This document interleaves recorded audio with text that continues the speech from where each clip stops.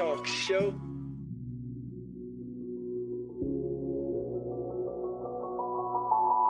Sir Charles, Miss Max Razor. You're listening to In My Humble Opinion with Maxilia Robinson and Charles Lewis. Only on 101.3 Jams.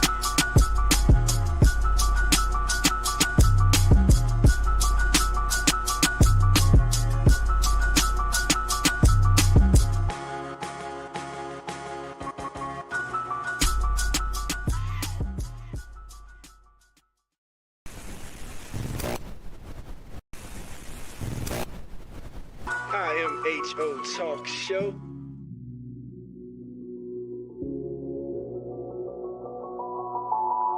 Sir Charles, Miss Max Razor. You're listening to In My Humble Opinion with Maxilia Robinson and Charles Lewis. Only on 101.3 Jams.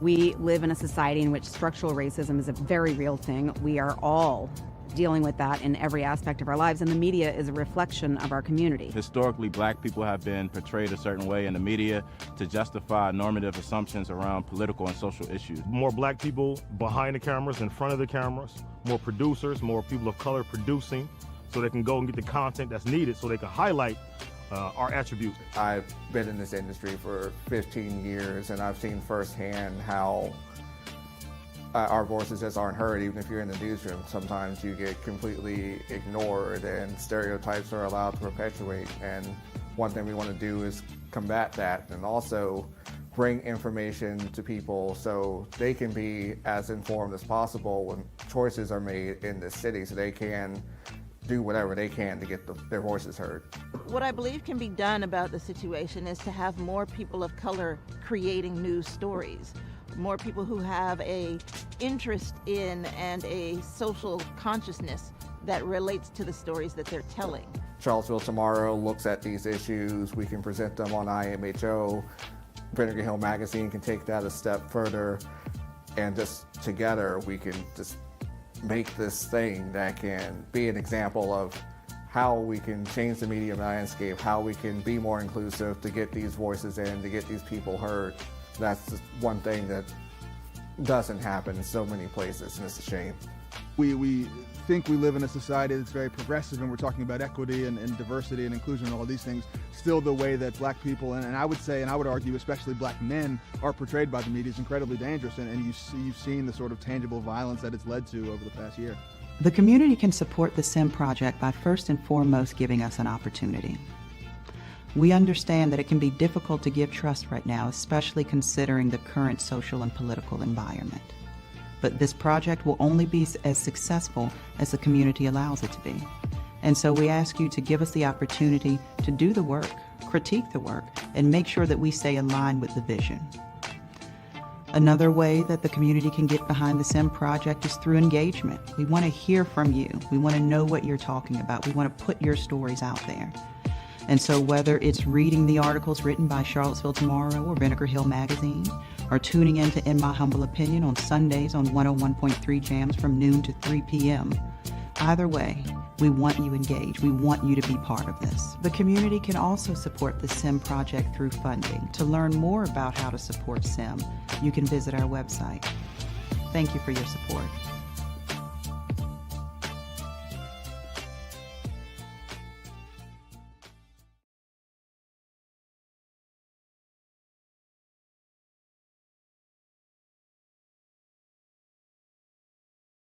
Tammy Sayers. Make sure to congratulate them. Like to hear your name here? Then consider beginning a career with Albemarle County Schools Transportation today. You can find and apply for Albemarle County Public Schools transportation positions at k12albemarle.org/drive with ACPS. K12Albemarle.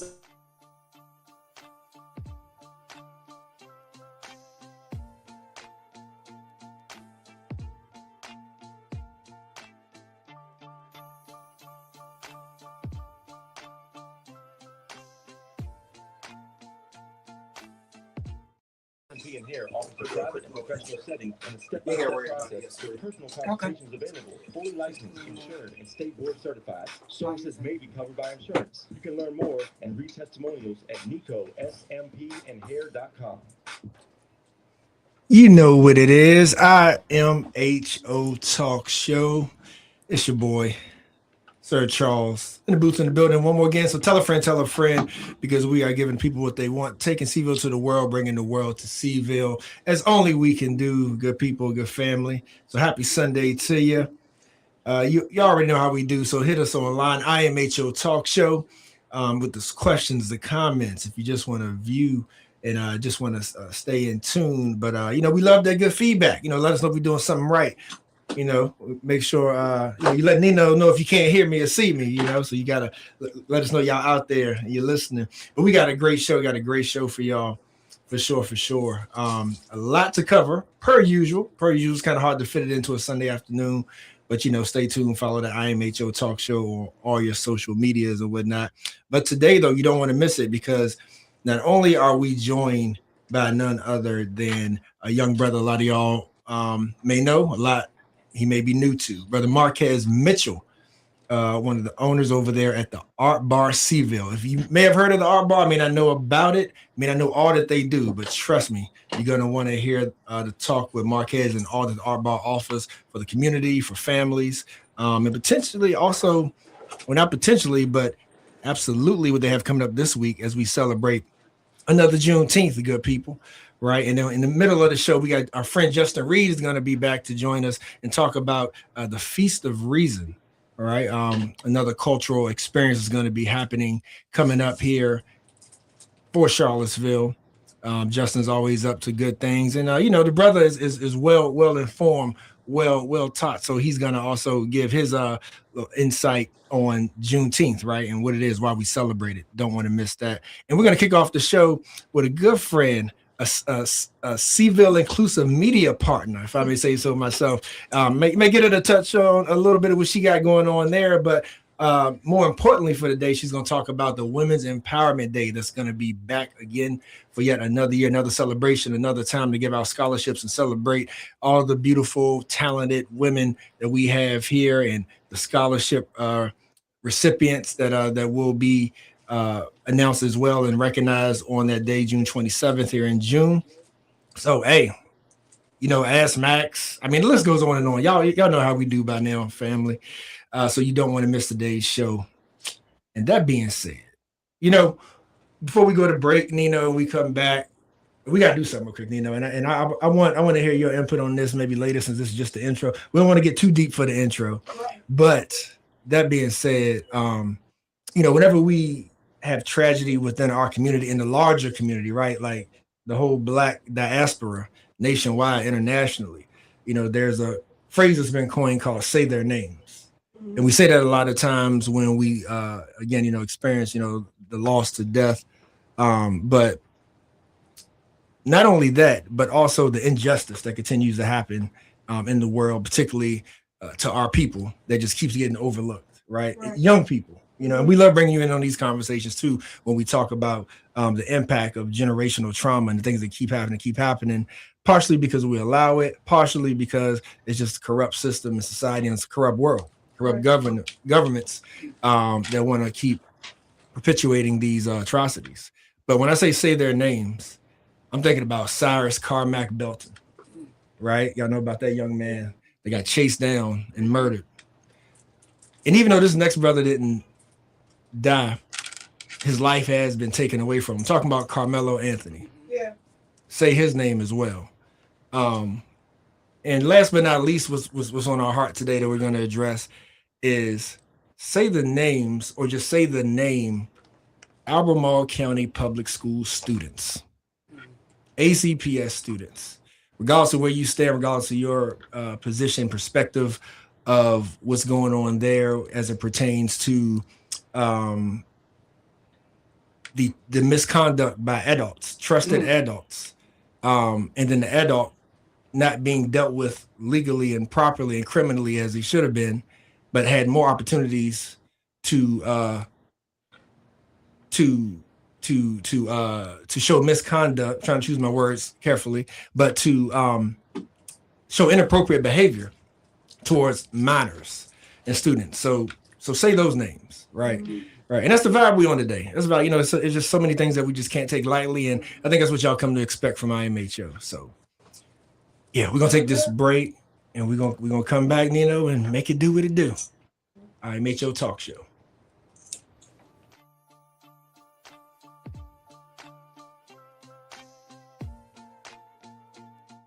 Good discussion.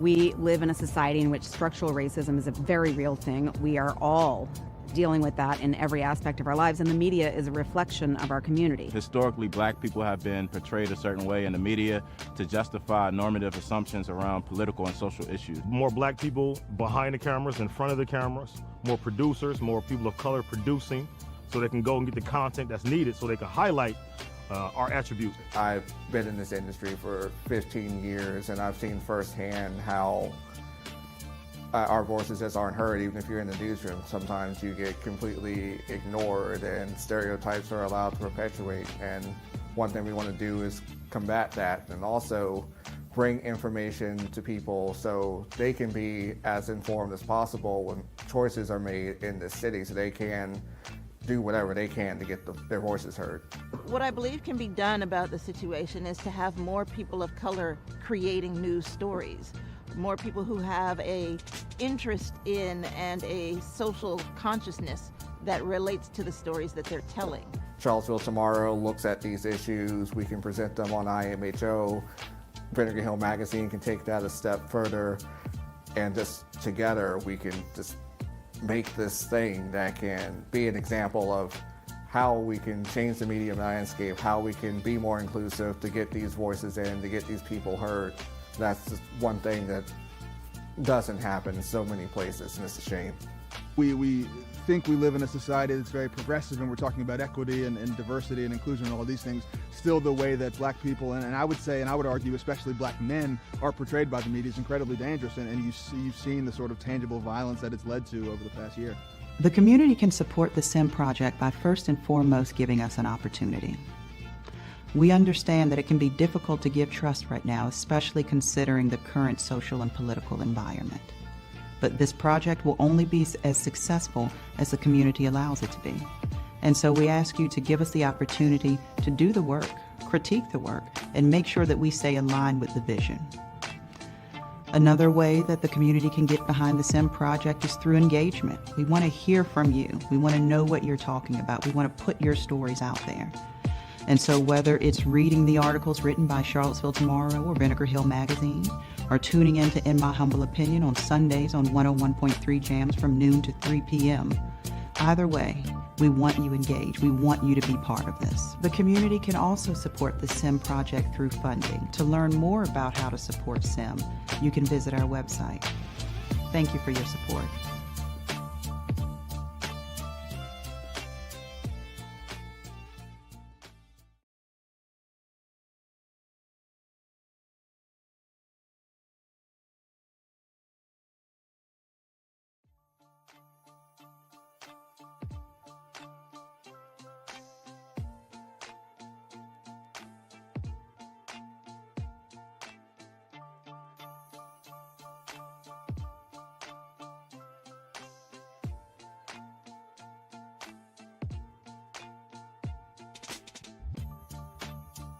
We live in a society in which structural racism is a very real thing. We are all dealing with that in every aspect of our lives, and the media is a reflection of our community. Historically, black people have been portrayed a certain way in the media to justify normative assumptions around political and social issues. More black people behind the cameras, in front of the cameras, more producers, more people of color producing, so they can go and get the content that's needed so they can highlight our attributes. I've been in this industry for 15 years, and I've seen firsthand how our voices just aren't heard. Even if you're in the newsroom, sometimes you get completely ignored and stereotypes are allowed to perpetuate. And one thing we want to do is combat that, and also bring information to people so they can be as informed as possible when choices are made in this city, so they can do whatever they can to get their voices heard.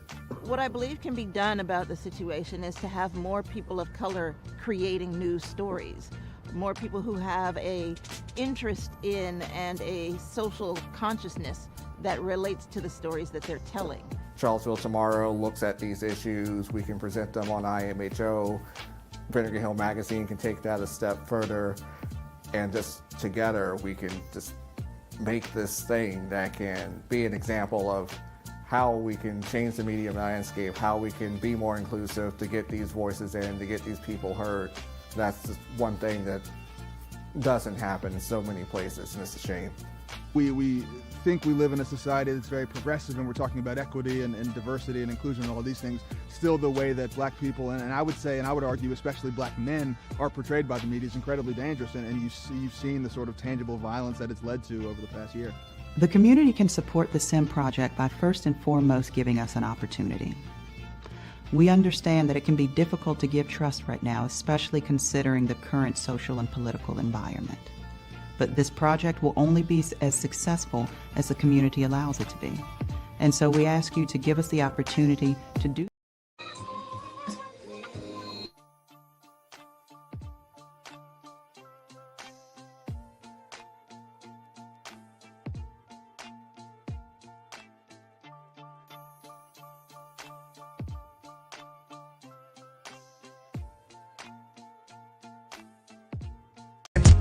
We slept, but the architects of the Pentagon. IMHO Talk Show.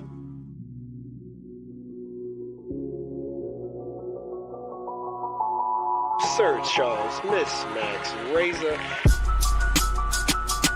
You're listening to In My Humble Opinion with Maxilia Robinson and Charles Lewis, only on 101.3 Jams.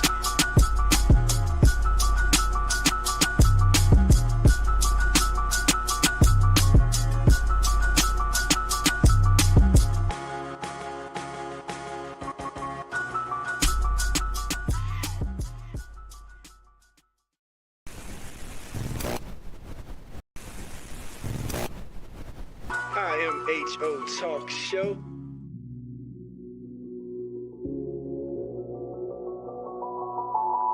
Sir Charles, Miss Max, Razor. You're listening to In My Humble Opinion with Maxilia Robinson and Charles Lewis, only on 101.3 Jams.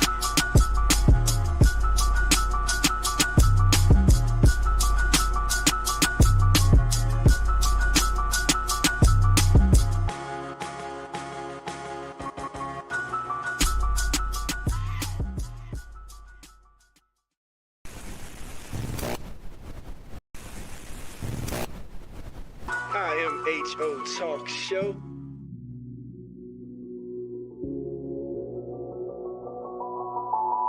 Sir Charles, Miss Max, Razor. You're listening to In My Humble Opinion with Maxilia Robinson and Charles Lewis, only on 101.3 Jams.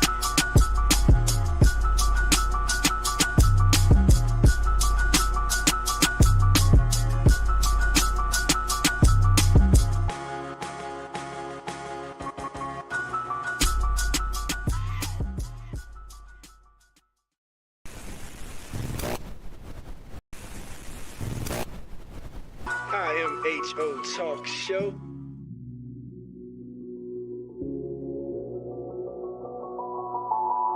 Sir Charles, Miss Max, Razor. You're listening to In My Humble Opinion. Yeah. It's about the week. Ain't about how y'all choose the week. What you know good, man? Make it make sense. But sometimes the math ain't math. But yeah, good people. Right. As promised, you got to see Sir Charles, Miss Max, and a dear friend, a dear community partner, is here to talk about June 27th, the return of the Women's Empowerment Day. And they do it real big for the ladies, do it real big for the female entrepreneurs. Okay. None other than Sabrina Fagans, Mrs. Fagans. Hey, girl. Happy New Year to you. Hey. Hey, go ahead and lean into that mic. Don't be shy. Hey, I'm shy. Not at all. Yeah. And let's see. So Women's Empowerment Day. But Sabrina, we can't just go that easy on you today. Some folks may not know, but we have multiple connections to you. Yes. Of course, you and I go way back, but as it pertains to IMHO, you also are a partner of ours as it pertains to our Seaville Inclusive Media Group, Charlottesville Inclusive Media. So for the folks that don't know, that may also can benefit from what you offer there, let the folks know what you got cooking with CIM. Yeah, so with CIM, not what I have cooking, what we, as Charles just talked about. We have, for the remainder of the year, we have some great programming coming up. Can I Talk to You, Seaville? And I know all of you all are familiar with that. We are looking to do a youth summit, so we got some good things in the work. We are not going to forget about the youth. I know primarily we tend to, talk about a lot of some of the other grown-up things in the community. But this next one that's coming up, we are going to be solely focused on the youth and seeing what's their need in the community. We don't want to leave them out. So seeing what their need is, how do we make sure that we have some programming to meet their needs as well. And then I don't want to give away too many things, but that is going to be the biggest thing that we have coming up this year. And then last but not least, we want to end the year off talking about some reentry work. There is so much going on right now in the world. And when we're talking about reentry work and how people are, once how they get acclimated back to society, we want to make sure we're putting out some resources and we having some deep conversation for our community there as well. So Charlottesville Exclusive Media, we are listening to you guys. We are developing programs around, what your need is. We want to have some of those deeper conversations as well. As Charles just said, we are about the community, and it's a we thing. And so I think, with all these little avenues, with the Women's Empowerment Day, Charlottesville Exclusive Media, Black Professional Network, all these different entities and organizations, as we continue to move to collaborate more and more together, we are going to be able to, we're not going to be able to solve the problem, but we're going to be able to put some viable solutions around some of the things that's facing our community and that we find challenges with each and every day. Right. That's Listen, it is. Let me tell you, right?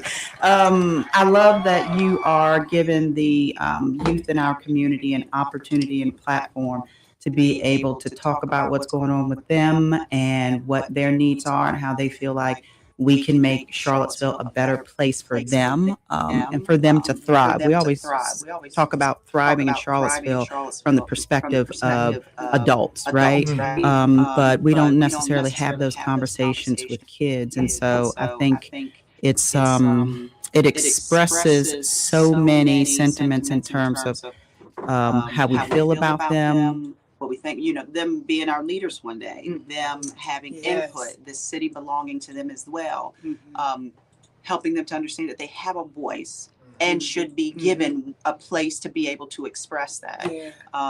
And sometimes when we do take feedback from them, it gets watered down, so to speak. We don't get the real raw, and we need that.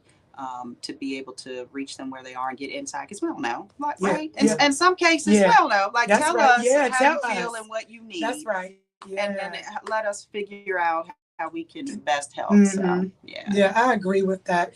And it's so important that we don't just keep having these conversation for us adult, like we need to listen. We need to put they are our future, but we are also, the ones that can make happen and remove some of these obstacles for them. And like I said, with so much going on in the world, it's that piece that we need to hone in on our youth and making sure that they have the necessary tools, the necessary knowledge to how to know how to navigate certain situations. And I ain't gonna get into it a little bit because I know Charles had prefaced earlier about some of that conversation of the most recent news and how that came about and those type of things. And I think that we need to have those conversations when situations like that happen. This is what you need to do. I know you feel like the world is not on our side right now, right? And especially our Black youth. And so I think, having these conversations of, hearing what the youth say, I come across this every single day and I don't know how to respond to this. And the response has always been, if I don't respond, then I'm a chicken or I'm this. And I think that we need to make sure that we are giving them the tools and the knowledge and the stuff that they need to be able to navigate when adults are not around, what to do in situations such as this. Because it will, it's not on our side, and it's no secret in that. We're talking women's empowerment with Sabrina. Let me ask you two ladies a question. Because you're two Black women, two mothers, right? Wives, community members, all the good stuff. And as you alluded to, Sabrina, the tragedies that we still see, because I know that you're also about health and wellness, right? For those who don't know, that part of your professional career. So me as a man and as a Black man, and I look at so much onus that's been put on Black women generation after generation, and then we see that our children keep getting taken from us, right? Really, I don't even know what my question is, to be honest with y'all. Really, I just wanted to open the floor, when we look at, things like the recent tragedies, and we just look at how we're still raising children in a system that is stacked against them, where odds, no matter what we do, we think we're getting ahead, the finish line seems to move. So as you go into women's empowerment, I want to hear from both of y'all on what that message is like, right? Because I know that there's some mental health things that gotta still be very, very pertinent, maybe more so than ever when it comes to Black women specifically. So I'm just curious, maybe how you have approached just helping women just sort of stay centered, right? Maybe through the health and wellness work that you do. Yeah, and I think for women, and so with this Women's Empowerment Day and all of the other ones that have taken place over the course of the last 5 years, one of the things that I really truly hone in on is providing inspiration and resources to women overall, because women are the ones that are normally taking a lot of stuff on their back. And so with the Women's Empowerment Day, it is about empowering women. And so empowering women in motherhood, or empowering women, in corporate America, and empowering women, through stress or divorce or marriage or all those different things. So it's a comprehensive approach. And so I'm hoping that in every single one of these Women Empowerment Days, they feel a little bit more empowered in whatever aspect of their life to go out here, and whether it is, feel like that they can reach out for resources when they are struggling maybe with a kid, or when they are struggling in their marriage. And so that is what Women's Empowerment is. So we're looking at it from an overall lens with health and wellness. We're looking at it from standpoint of career. And so this year is called She Leads, She Builds, and She Thrives. And so in order to be able to do that in a mother standpoint, how am I able to lead, whether they're sons or daughters, how do I lead them, and what resources do I have out there, and what knowledge do I need to be able to do? Because I'm going to tell you right now, from a mother, and Max, you can definitely chime in. From a mother, I can't do this alone. I cannot do this alone, and it's so much pressure being put on us day after day after day with things like that comes up. So women's empowerment is just throwing all these resources in there and hoping that something helps a woman or a mother, what they're going to face in the next coming months until we have another Women's Empowerment Day. So it's really about not only wellness, because we have segments of that in there. But we're talking about from a wealth standpoint, because that is a part of, wellness as well. We know that financial burden is one of the number one stress for women. And so we are looking at this from a standpoint of how do we empower women, and then how do we do it collectively together.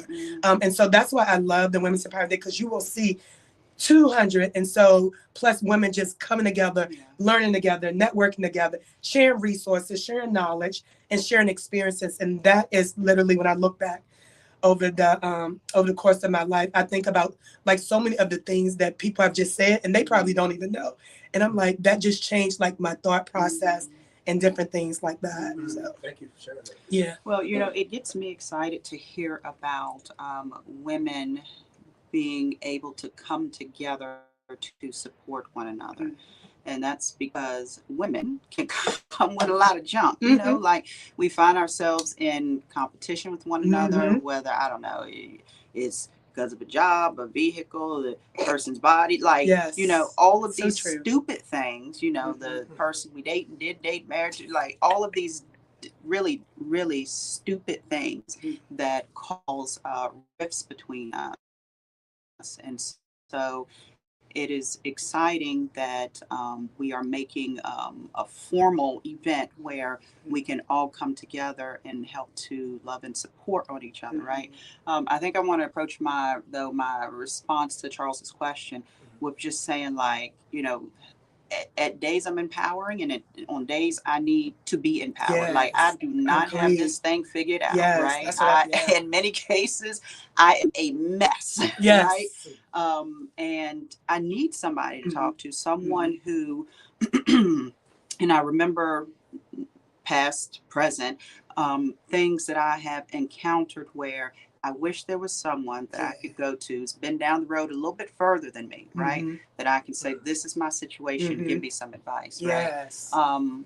But, we need these things, and we need to these opportunities, and understand that we can't do this in a silo, whether it be living or as an individual, being a part of a family, raising your children. These things can't be done in silos, and shouldn't be. Yes. And it is not a sign of weakness to talk to others about a trusted person, about what it is that you may be experiencing, and especially if they can help you navigate that situation. Yes. So yeah, I think what I want to make clear is that, like, guys, ladies, you don't have to have it all figured out.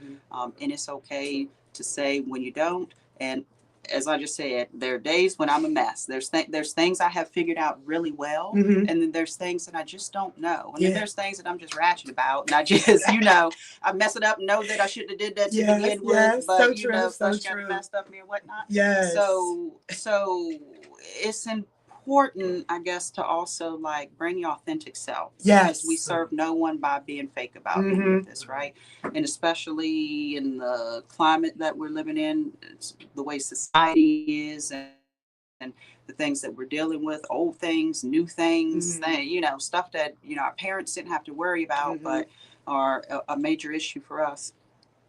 So yeah, but just bringing your authentic self and coming to get what you can get and give what you can give. Like, don't show and be open. Right. Be open. Be open. Yes. Love that. Yes. Thank y'all for sharing. Yeah. Because we are joined by Sabrina Fagans of the 4th Annual Women's Empowerment Day, also hosted by Beyond Fitness with Sabrina, as we were just talking about her health and wellness. And let's see, sponsors, right? You got to shout out the sponsors and whatnot, but we are talking about June 27th, 8 to 1 at the Jefferson City School, right? And so, Sabrina, so for those that may not be aware with the previous 3 empowerment days, go ahead and let the folks know what to expect, right? Yes. Like when they walk into the Jefferson City School before 8 a.m., we ain't gonna be on CPT, y'all. Yes, please don't. You're gonna miss it. You're gonna be late. You're gonna miss. So when 8 a.m. on the dot hits, what the people gonna see? What the people gonna see is, first of all, we have 30 woman-owned businesses or organization that provide resources to women will be there. So they are there to whether sell their, their items or provide you with resources. And then we are going to open up like we do every single year. We are so grateful that we are able to move our bodies. So we're going to do a community walk, and it's going to be led by our prolific ladies. And so they are the walking queens. And so we're going to this day, first of all, is all about moving our bodies and also learning. So there's going to be some activities where you're going to be moving. There's going to be some activities where you're going to be sitting there taking in some information. There's going to be so much going on. But that day when you walk in, do not walk in at 8:05 because you will miss the committee walk. And if anyone knows me, I am a stickler on time. You there or you're not? We're going to start at 8:00 just because it's such a day. And we want to make sure that we're able to get through everything we want without feeling rushed and giving people the opportunity to network and then taking the information. But let me move on. Community walk is going to happen that day. Then we're going to move into Zumba. And we like to find, and at this age in life, we need to continue to move our bodies. We need to continue to, and when people say workout, I have to tell them, it does not necessarily always mean picking up heavy weights or running. It just means getting up and staying active. And so the Women's Empowerment Day, we like to pick fun activities to do and also give people a sneak peek of how, if you have not worked out or if you have not really done any type of move your body, these are quick, fun things that you can do. So we have Zumba, we have kickboxing, and we like to do some type of self-defense type training. And so we have kickboxing. Then we're going to have a little fun line dancing. Who doesn't like the line dance? We're going to have line dancing. We're going to move later on in the program. We will have a meditation. We like to, everything that we've taken in that day, we like to just meditate, and we'll have a sound bath meditation. And then sprinkled throughout the day in between those activities, we'll have some inspirational messages being provided. And so it's just a full day of just networking, being in spaces that everybody's coming to get something or give something or, connect in some way. So it's just an amazing day. And I'm so thankful that the community pressure, I will say pressure, because last year people was like, when is the Women's Empowerment Day? And the year before that, when is the Women's Empowerment Day? And we were, trying to decide what we were doing from a family standpoint and locating. So we didn't have the opportunity to do that. But I was like, this year, if I'm close by, I am going to bring it back. It's back. I want the community to show up just as they has before. So, Good stuff. Thank you, Sabrina. And also, I didn't hear you mention the scholarship. Talk a little bit about this, the women entrepreneur, and really, let folks know about the inspiration behind that. Yes, absolutely. So I will say this. This event is not funded by any grants. It is solely funded by the support and the sponsorship of the community. So thank you to the sponsors, whether they have been private or our organizations. And there's so many out there. I don't want to miss anybody because it's not that much up to date. But we have State Farm. We have Precious Angels. Of course, BPN. We have Blooming Diamonds and Arches. Hedge Fund, Bloom. We have Little Mod Hotel, the Jefferson School Foundation, Colonial, 101.3 Jams, Nona's, Prolific. Everybody. We have, that's what I said, it's so many, and that list, there are still sponsorships coming in. I received one yesterday. And so I said all that to say is thank you guys through your sponsorship. But not only that, there is also, this is a free event. So everything is being put on. This is a free day. And so it is a free event, or it's pay what you can, whether it's $5, whether it's $10, whatever it is pay what you can. All of that money will go towards the sponsorship. And and then purchasing a t-shirt, that money goes towards, sponsorship. So there's still ways that if you don't want to do an organization sponsorship, you can still participate and log on that link that's on the Beyond Fitness page or the Women's Empowerment Day page, and you can donate.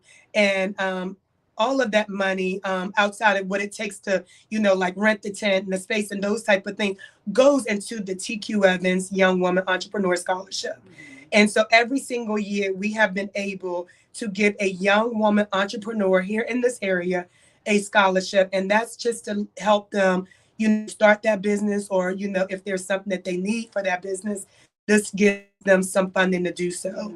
And just a little bit behind the scholarship is that those that know TQ Evans, she was a pillar in this community, also an entrepreneur, and she was diagnosed with stage 4 colon cancer in 2019. And she succumbed to the colon cancer in 2021. And so I just wanted to do something to honor her name. She was a mentor to so many people in the community around entrepreneurship and organizational skills. And so just wanted to keep her legacy going. And I know how she felt about the young women in this community. And so we're just going to keep her, her legacy alive, with keep providing opportunities for young women. Okay. Yeah. Good stuff. Yeah. What about the food? What we eating? We do have one thing that yes, the food. So we have vegan comfort soul food. Okay. And then we have Order Up, who is in the building. Okay. Want to have a variety of food. We always eat good on that day. We're going to have a variety of food. We do have a couple of vendors that are going to provide some of the desserts. Okay. But so we're going to have like hot dogs, hamburgers, some fish, some collard greens. Then we got our vegan lasagna, which is always a hit every single year. I hope you listening, but you know how your lasagna goes every single year. So I will make sure I double up on that this year, triple up. But yeah, so we are just excited It's like a good time. People can eat, people can celebrate, dance a little bit, work out a little bit. Yeah. Look, I like how you started with the vegan and then you went into the hot dog. Yes, let's be honest here. Come on now.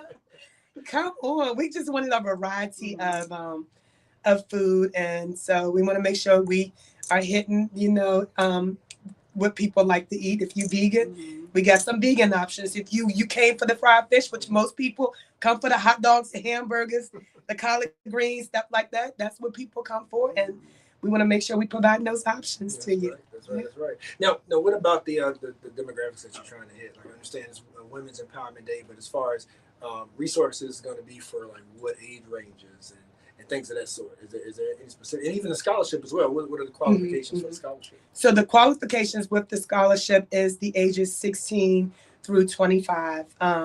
And actually, unfortunately, that scholarship to apply has closed. We got several recipients. And so the committee will be meeting to decide on that. I take a stance out of that because I know everybody. And so sometimes, it can get a little hard, and you want to, provide resources to everyone. So the committee will be working on that. But as far as the resources in general, it is going to be, so we have United Way that's going to be talking about, to the community, some of the resources. And as you know, United Way is such a pull it in the community with, giving resources and funds and those type of things. So they'll share a little bit at their booth what they have going on and talking about some of their needs. And then we always like to bring in CIC because we're talking about entrepreneurship. And so they'll be talking a little bit about what they have going on in their shop. Just trying to think of some. We have the Shelter for Help. So if there's people out there that may have a need or may know someone that may be in need, they can go talk to them and some of their resources. But then we have several of like coaching, life coaching that vendors that will be out there and taking on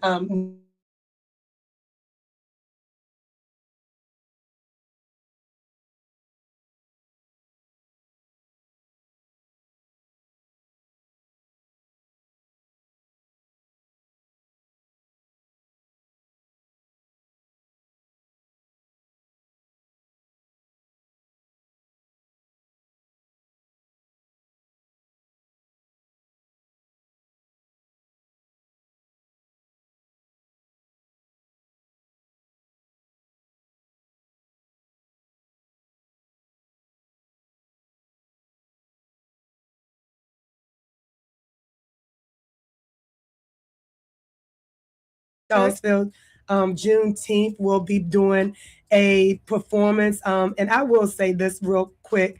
Shout out to that event yesterday and just how it is growing, and that is so important. When we're talking about women empowerment, it really starts at that age, and allowing those young girls to be able to come out there, express themselves, and dress up, and the crowd just shouting and rooting for them, and they just smiling. Like, that is empowering our youth, and we're talking about, like I said, women, but it really starts in that platform, and that day right there really signified how we should should continue to support and empower our youth. And that event was amazing. I can't even imagine the work that went into it, and those young girls, out there, and they're learning how to perform, and they had a talent, component of it. They had a modeling component of it, and just the work that put into it, but just pouring into the youth, and not just the young girls, but we are talking about women's empowerment right now, but just pouring into our youth is so necessary. Let me ask you a couple of questions. Yeah. The first is what is your definition of women's empowerment? And then secondly, how do you hope that women carry the things that they get from this event with them throughout the year, let's say? Because it's intended to add to their life and help them to create a better quality of life. And sometimes we as women, we might hear about another woman doing something like, she know better, or why she do that, or there was a better way, or this. So what is it also that you hope that they carry with them that adds to their life, makes it better? Yeah. When I think about women's empowerment, I think the first thing that really come to me is building the confidence within. Okay. And how do we build the confidence within? We also find other people that can kind of feed into us. And I think about a tree. When I think about empowering women, I think about this tree, and I think about all the things that a tree needs in order to grow. And so it needs sunlight, it needs water, it needs a special type of soil. And when I think about women's empowerment, I think about all those things. You need someone to kind of help you in the professional realm. You need someone to help you in the personal realm. You need someone to help you in the mental space. You need someone to help you in the physical space. And so when I think about all those things, that is what I need to be empowered. So I need to get a little bit from each one of those to make me feel more powered to do the things that I need to do, or the things I even desire to do. There's so many things women have put on the back burner. It's oh, I can't do that. Oh, I can't do that. I got kids. Oh, I can't do that because, I'm not, physically in shape.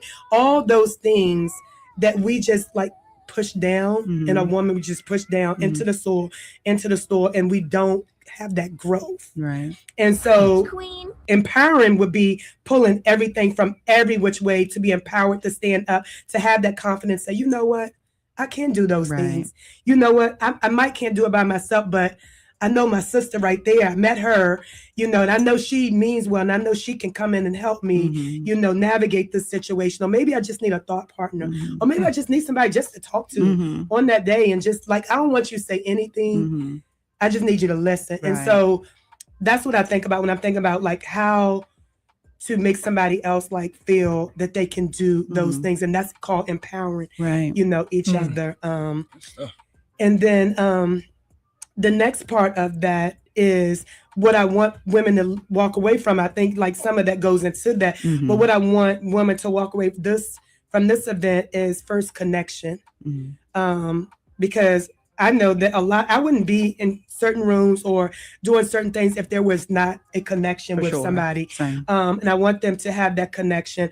But I also want them to know that they are not the only woman struggling with that thing, whatever that thing is, motherhood, being a wife, whatever. They are not the only person. Because I think sometimes as women, and Max, you can definitely, speak to this, and I'm curious to hear your thought. I think as women, sometimes some of the things that we go through, whether it's, relationship or career-wise, we think it's just happening to us. Yeah.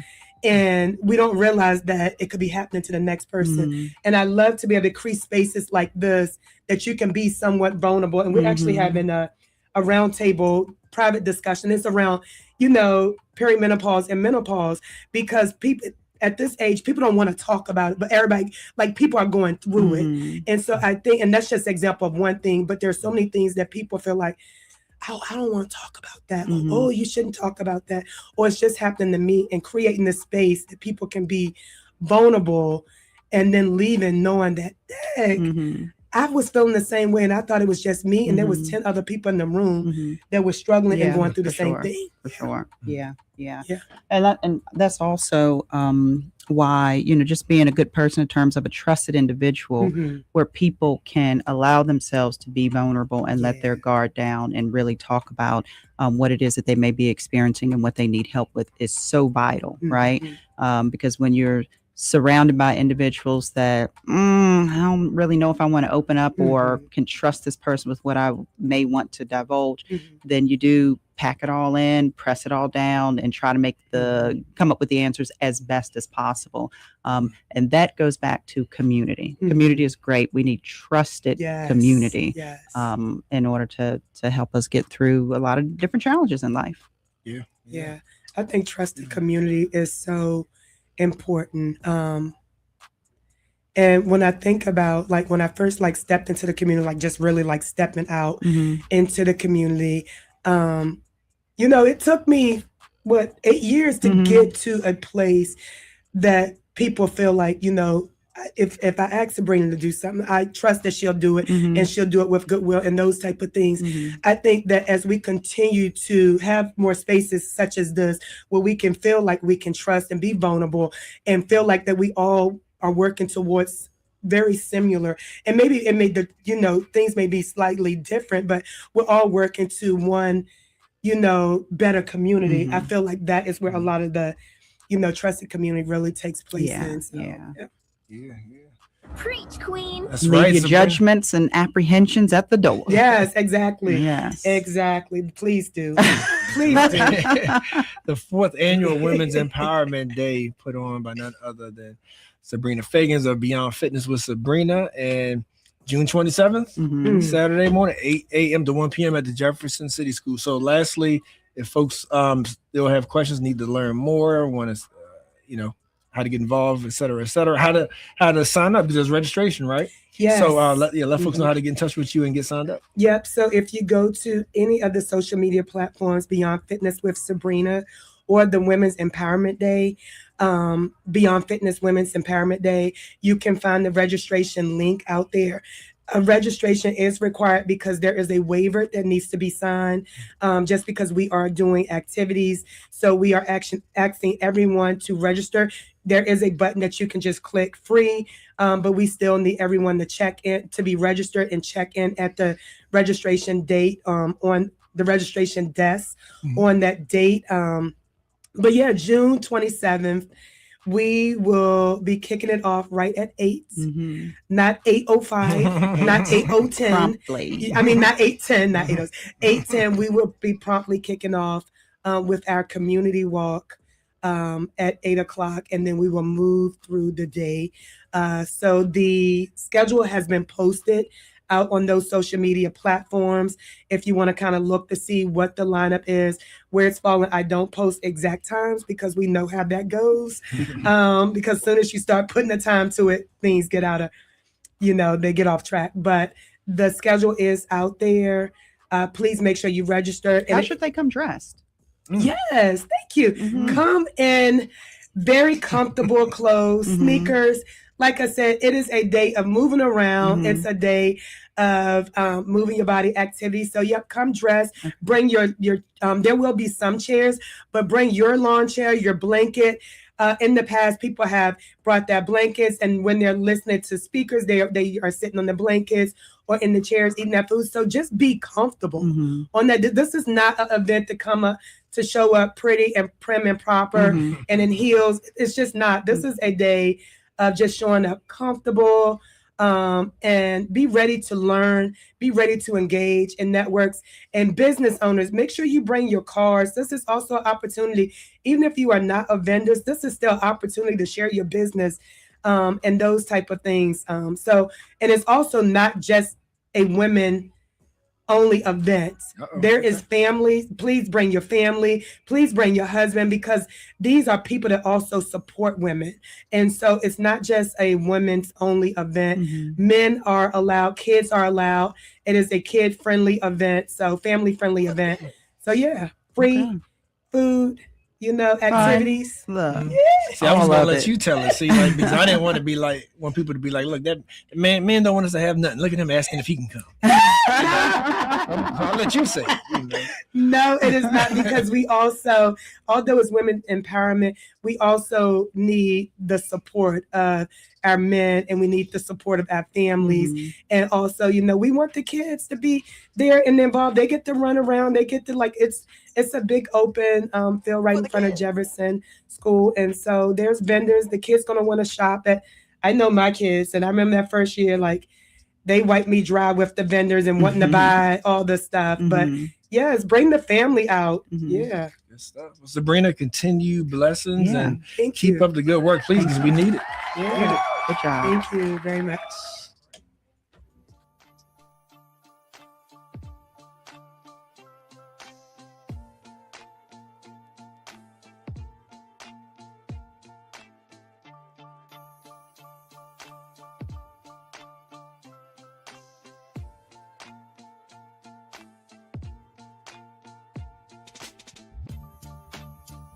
We live in a society in which structural racism is a very real thing. We are all dealing with that in every aspect of our lives, and the media is a reflection of our community. Historically, black people have been portrayed a certain way in the media to justify normative assumptions around political and social issues. More black people behind the cameras, in front of the cameras, more producers, more people of color producing, so they can go and get the content that's needed so they can highlight our attributes. I've been in this industry for 15 years, and I've seen firsthand how our voices just aren't heard. Even if you're in the newsroom, sometimes you get completely ignored and stereotypes are allowed to perpetuate. And one thing we want to do is combat that, and also bring information to people so they can be as informed as possible when choices are made in this city, so they can do whatever they can to get their voices heard.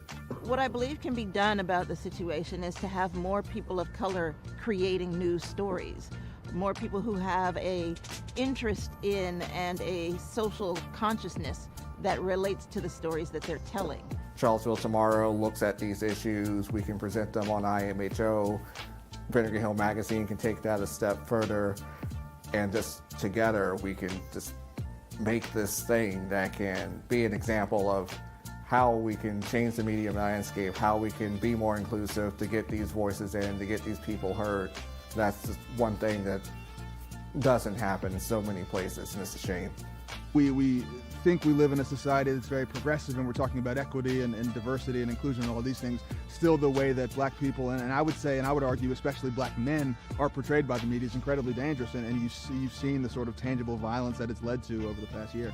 The community can support the SIM project by first and foremost giving us an opportunity. We understand that it can be difficult to give trust right now, especially considering the current social and political environment. But this project will only be as successful as the community allows it to be. And so we ask you to give us the opportunity to do the work, critique the work, and make sure that we stay aligned with the vision. Another way that the community can get behind the SIM project is through engagement. We want to hear from you. We want to know what you're talking about. We want to put your stories out there.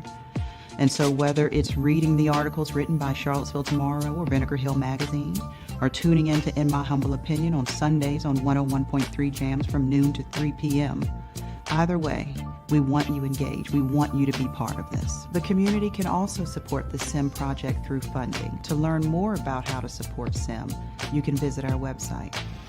Thank you for your support.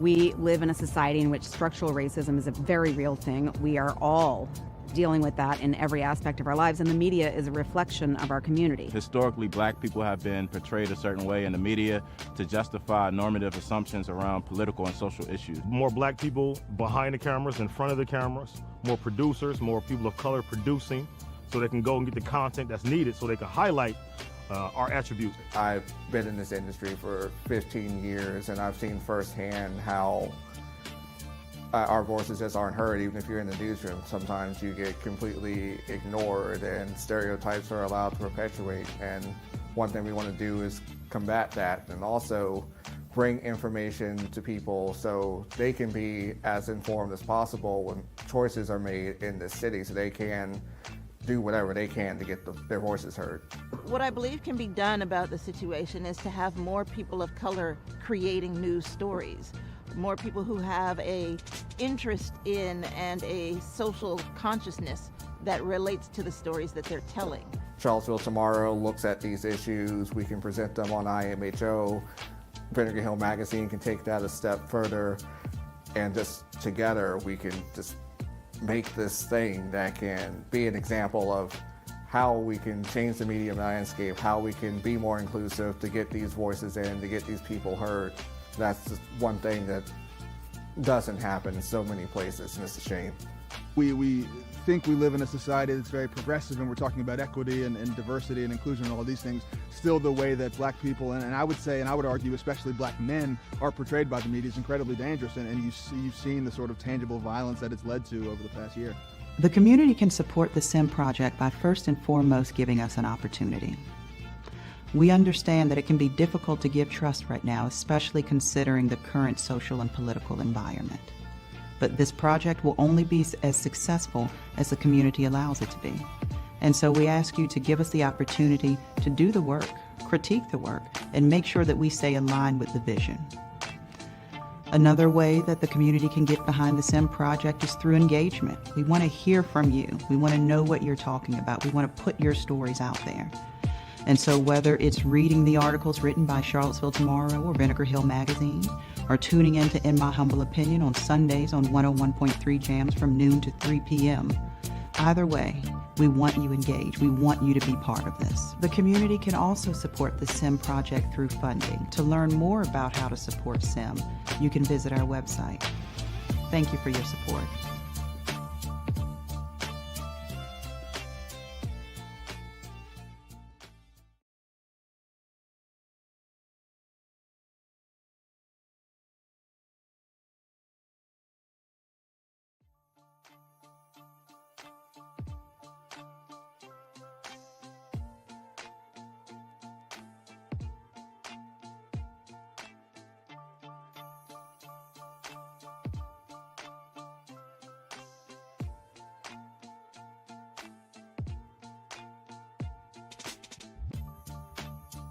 We live in a society in which structural racism is a very real thing. We are all dealing with that in every aspect of our lives, and the media is a reflection of our community. Historically, black people have been portrayed a certain way in the media to justify normative assumptions around political and social issues. More black people behind the cameras, in front of the cameras, more producers, more people of color producing, so they can go and get the content that's needed so they can highlight our attributes. I've been in this industry for 15 years and I've seen firsthand how our voices just aren't heard. Even if you're in the newsroom, sometimes you get completely ignored and stereotypes are allowed to perpetuate. And one thing we want to do is combat that and also bring information to people so they can be as informed as possible when choices are made in this city, so they can do whatever they can to get their voices heard. What I believe can be done about the situation is to have more people of color creating news stories, more people who have a interest in and a social consciousness that relates to the stories that they're telling. Charlottesville Tomorrow looks at these issues. We can present them on IMHO. Vinegar Hill Magazine can take that a step further, and just together we can just make this thing that can be an example of how we can change the media landscape, how we can be more inclusive to get these voices in, to get these people heard. That's just one thing that doesn't happen in so many places, and it's a shame. We think we live in a society that's very progressive, and we're talking about equity and diversity and inclusion and all these things. Still, the way that black people, and I would say, and I would argue, especially black men, are portrayed by the media is incredibly dangerous, and you've seen the sort of tangible violence that it's led to over the past year. The community can support the SIM project by first and foremost giving us an opportunity. We understand that it can be difficult to give trust right now, especially considering the current social and political environment. But this project will only be as successful as the community allows it to be. And so we ask you to give us the opportunity to do the work, critique the work, and make sure that we stay in line with the vision. Another way that the community can get behind the SIM project is through engagement. We want to hear from you. We want to know what you're talking about. We want to put your stories out there. And so whether it's reading the articles written by Charlottesville Tomorrow or Vinegar Hill Magazine, or tuning in to In My Humble Opinion on Sundays on 101.3 Jams from noon to 3 p.m., either way, we want you engaged. We want you to be part of this. The community can also support the SIM project through funding. To learn more about how to support SIM, you can visit our website. Thank you for your support.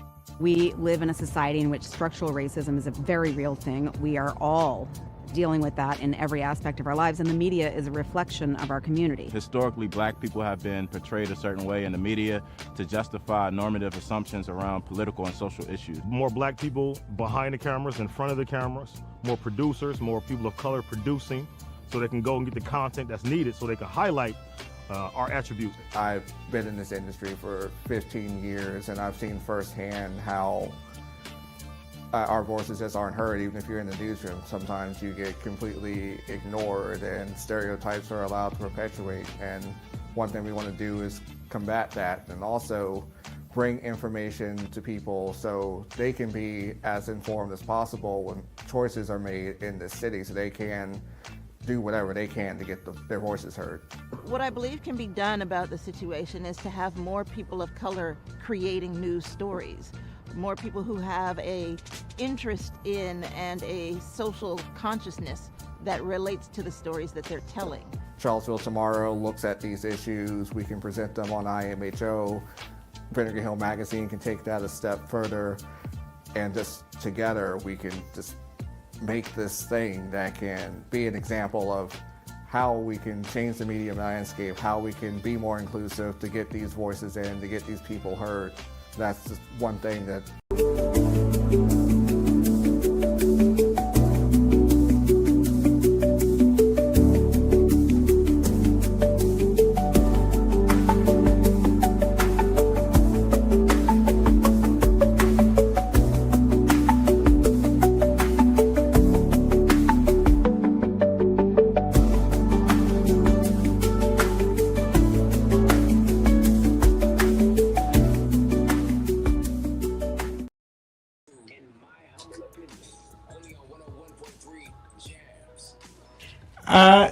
to the M, to the H, to the O, to the talk show. Talk show. Yes, indeed. This is us. It is us. And it is time for a fan favorite. We got to spend a few minutes on addressing a particular specific question that the good people, want our opinion on. And, even more so than our opinion, they want to ask Max. And, folks who are inclined to this show, they know the way this normally goes down is, I usually pitch the question. The rest of us usually chime in, and then Max closes it out in her fashion by making sense of all the craziness that I may have said. So, or razor, right? Yeah, or razor. Yep. That's what I'm really making sense of. So, so ask Max. Nino, you may be good for this. You want to do the split screen? You want to do the 3 split and come join us? Nino said, "Y'all can stop putting me Or maybe we in save, front of the microphone." or maybe we should save Nino for the one we talking about, the Black maybe. youth. Yeah. Okay, like so. All right, 2:00. Be ready at 2:00, Nino. We got put it on your calendar. 2:00 today. So look, there's a lot. I don't know if I have my theme music like coming through, like what is it, Foxy Brown or somebody? But this is a fan favorite. IMHO, Ask Max. And there are a lot of like hot button, very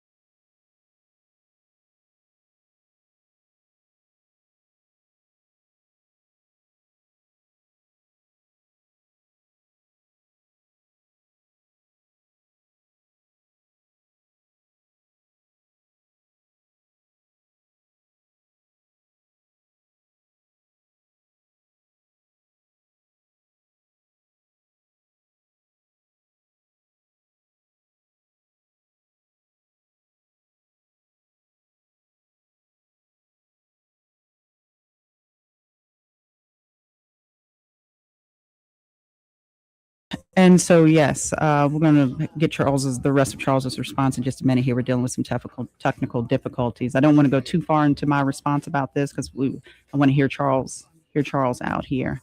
But for those of you who are just now joining us, we are discussing.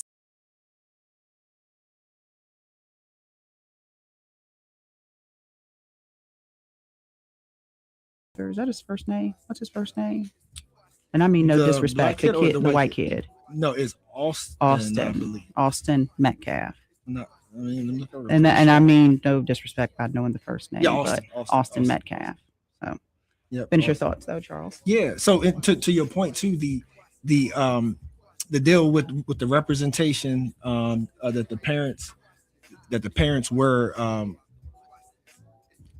encouraged to get was white, and once they got them, they realized that wasn't in their favor.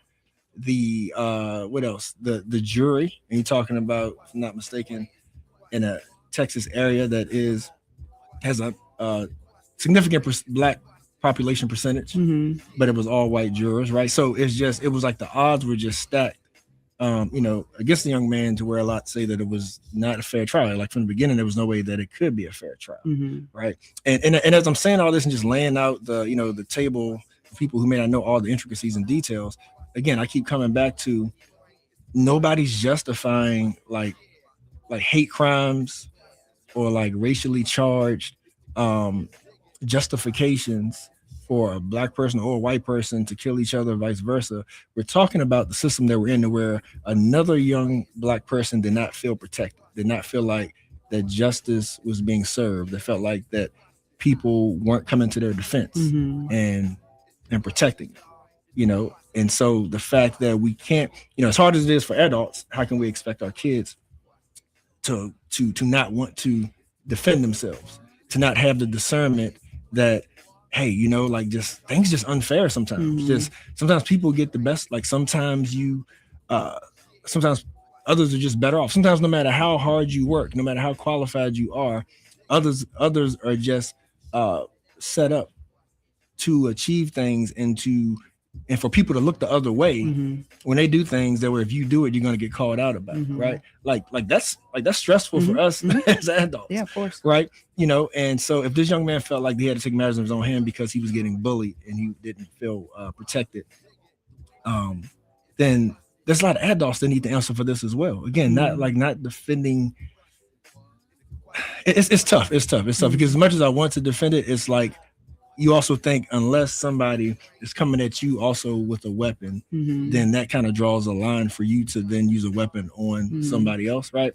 Like I get that logic, but again, if we're talking fair trial, then let the justice system play its part. But I think the big part that myself and a lot of our community has, Max, is that from the beginning of the situation to where this young man was getting bullied, and no one came to his defense until now, to where he gets sentenced to 35 years.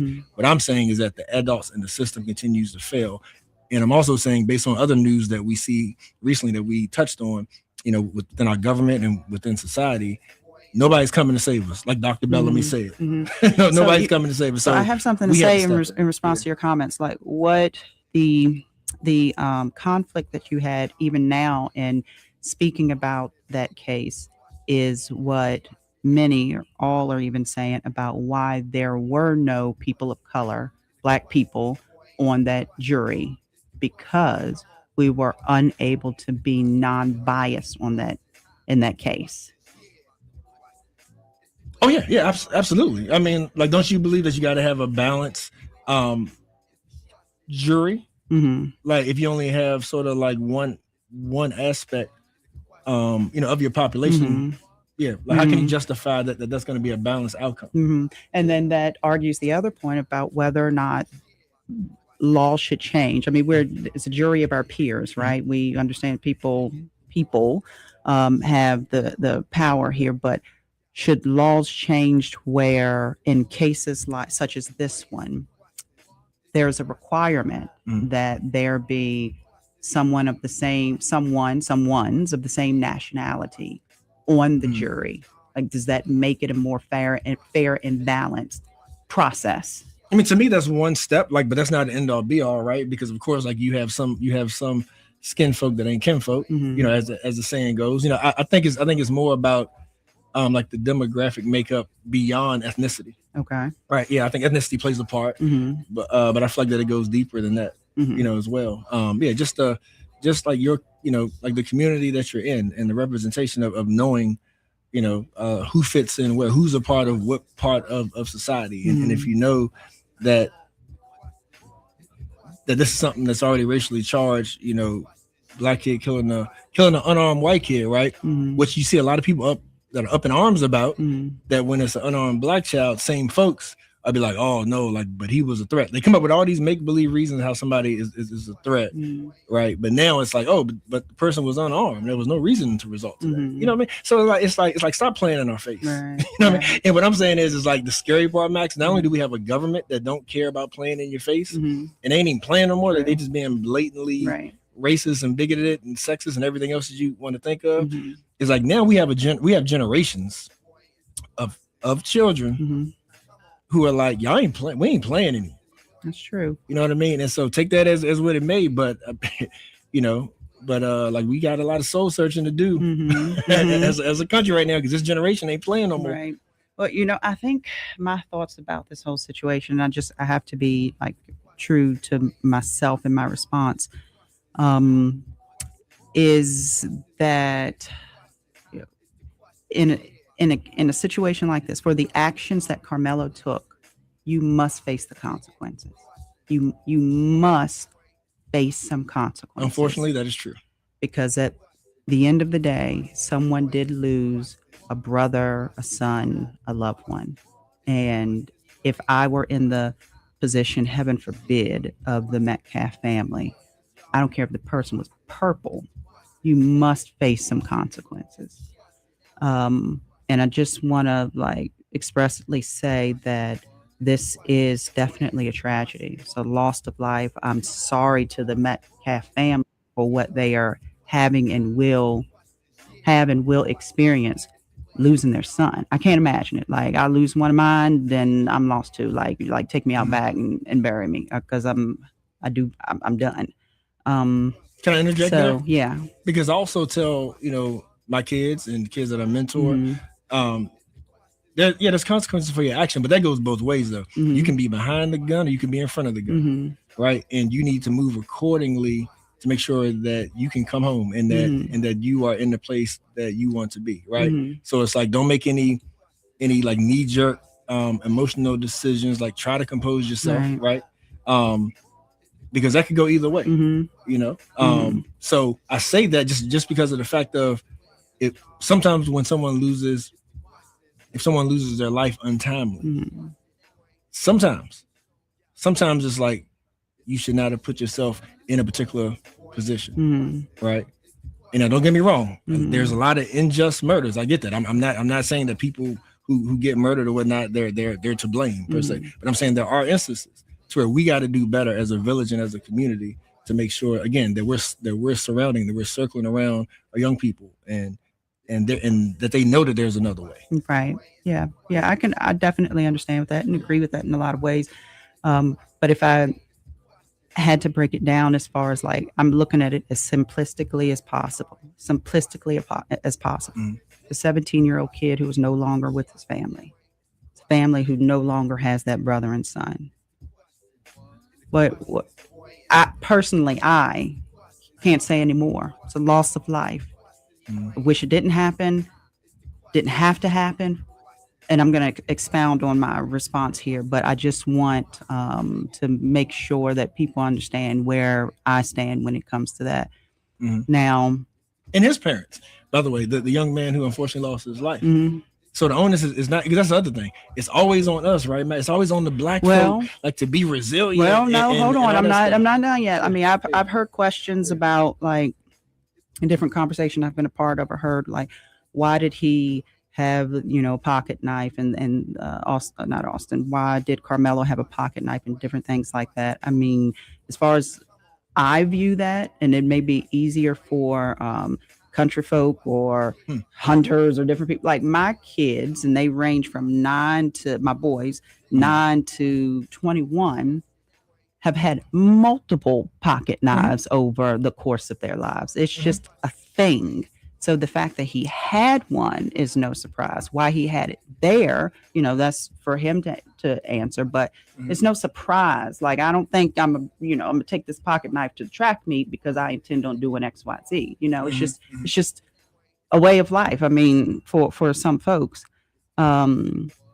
interestingly enough, I read something where one of the parents may have said how Carmelo failed himself and his parents and his and society, and whether it be true or not, I would expand that and say that a lot of people failed here, because for an individual to seek cover from a thunderstorm and rain and be asked to remove themselves from protection from the elements simply because you are an other, take away the team, the school, the sport, just because you are an other is a failure as well. Right? And I don't mean right like agree with me, like that's a failure too. And I must say, as much as this situation and that's not to say that that Austin brought these actions on himself, but it is a failure because we as human beings should be more caring, for lack of a better word, than to see someone out like that. And then as much as racism and bias and all these other things may have colored the situation itself, as a mom, and I also say as a person who really, really tries my hardest to look at things from every perspective and be as non-biased as possible before I come to a conclusion about how I feel about something. Let's not forget we're talking about 17-year-old kids, right? Carmela's 17. Like, unfortunately, something horrific happened here, but it just this is very much could be a situation where a kid did a very dumb thing, not thinking through. He responded and didn't think through it, and certainly didn't have any intentions of killing him, but had intentions of just whatever the situation was, making it stop. I mean, think about, for those of us who have teenage kids, this situation just happens to, just be off the cliff here. But think about how many just dumb things they do, not realizing how bad it could go, how far left it could go. Unfortunately, this is a situation where it did just that. The worst possible outcome happened. Right. But and I don't know if decision making played a part in this. I don't know if the defense argued that at all, but when we talk about the development of the brain and decision making and I am more apt to think that this is a situation where a young kid did a dumb thing, not intended for it to have the outcome that it had. And we can talk about how we as adults and as this village that are supposed to be taking care of our youth and leading and guiding them could do a better job of doing that job. But I don't think that this boy had any intention of creating that type of outcome. I just did something. Like I didn't think. I didn't know. I was just responding. That is really how I mostly view this situation here. Just you got a young kid who did a very dumb thing, not realizing the outcome. So there's that playing an element. I don't think it was malicious. I don't think it was malicious. I think it was stupid. And I have two things for you. Yeah. Real quick too, because I know we got to Haston as well. But if it was two black kids, I agree, it would have been viewed differently. Like I don't think the world would be talking about it. If it was two white kids, I think the world would be talking about it. And the other piece too is that what's still ringing in my head is that why the onus to do things different, to handle ourselves differently, is always in these situations on the black folk. Well, right? I'm not saying that, because once again, this situation was set in motion by a group of people or persons asking him and approaching him to leave their space. So that was the first step in this, in how all of this played out. I'm not asking Carmelo to have conducted himself differently or been a bigger person. What I am saying is that you had a young kid who, in his immaturity, which is not his fault because he's a human being, did a stupid thing, not realizing that there was a better way and or thinking through his choices. It felt like how he should have responded in the moment. Yeah, totally feel you there. I mean, I've even read stories though that they knew of each other, that there had been like some ongoing issues. Whether it's true or not, I guess just it all what we believe. But what I'm getting at though is that just like we want to hold our community accountable, the white adults is what I'm talking about. Whether it was Austin's parents, his coaches, whatever the case is.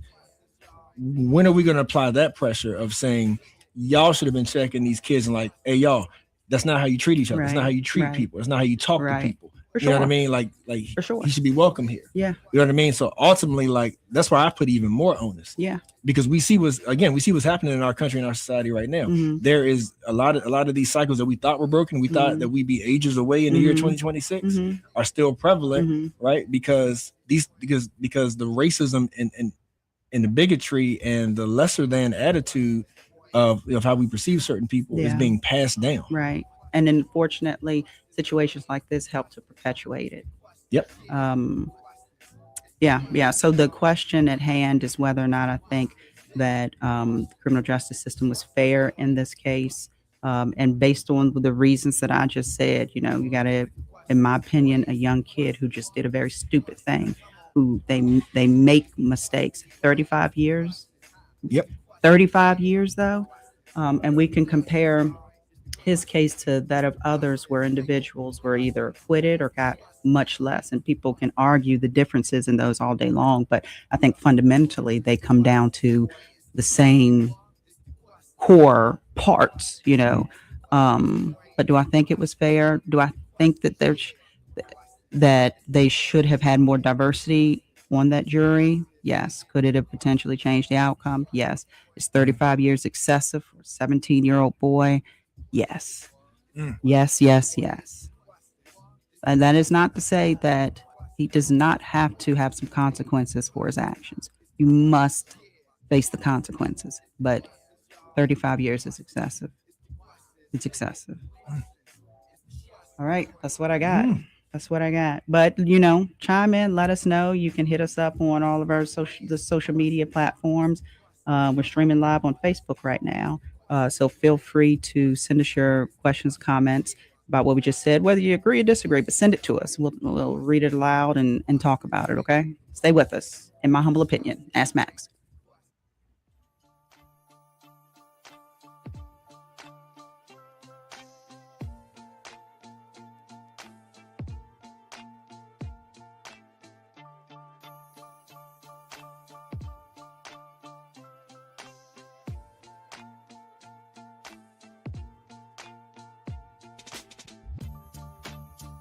We live in a society in which structural racism is a very real thing. We are all dealing with that in every aspect of our lives, and the media is a reflection of our community. Historically, black people have been portrayed a certain way in the media to justify normative assumptions around political and social issues. More black people behind the cameras, in front of the cameras, more producers, more people of color producing, so they can go and get the content that's needed so they can highlight our attributes. I've been in this industry for 15 years and I've seen firsthand how our voices just aren't heard. Even if you're in the newsroom, sometimes you get completely ignored and stereotypes are allowed to perpetuate. And one thing we want to do is combat that and also bring information to people so they can be as informed as possible when choices are made in the city, so they can do whatever they can to get their voices heard. What I believe can be done about the situation is to have more people of color creating news stories, more people who have a interest in and a social consciousness that relates to the stories that they're telling. Charlottesville Tomorrow looks at these issues. We can present them on IMHO. Vinegar Hill Magazine can take that a step further, and just together we can just make this thing that can be an example of how we can change the media landscape, how we can be more inclusive to get these voices in, to get these people heard. That's just one thing that doesn't happen in so many places, and it's a shame. We think we live in a society that's very progressive, and we're talking about equity and diversity and inclusion and all these things. Still, the way that black people, and I would say, and I would argue, especially black men, are portrayed by the media is incredibly dangerous, and you've seen the sort of tangible violence that it's led to over the past year. The community can support the SIM project by first and foremost giving us an opportunity.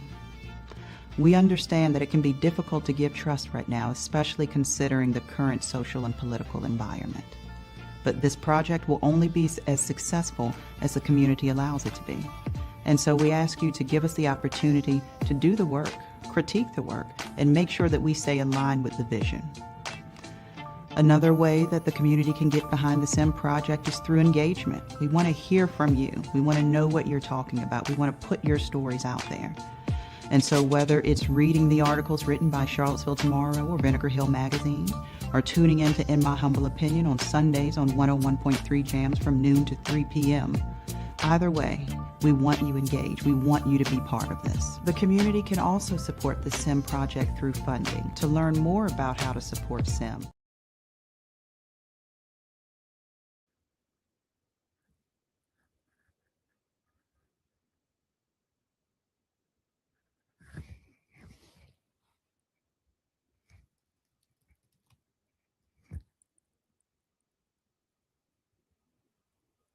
Said history, a brother that is is a staple and inspiration to the community, and one again that that reminds us of how if we don't know our history, we're doomed to repeat it.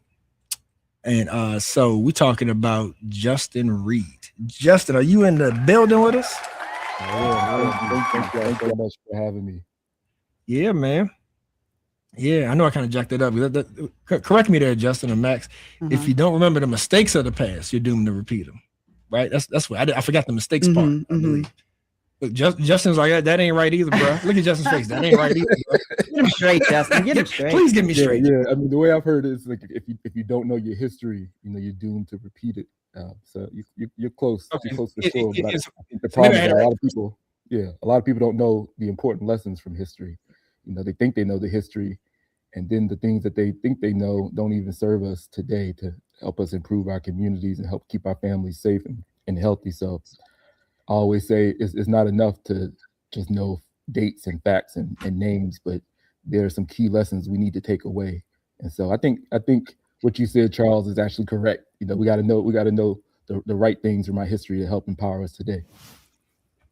See, I knew Justin could clean it up for me. Coming through, man. That's why I like that, brother. That's why I appreciate that, brother.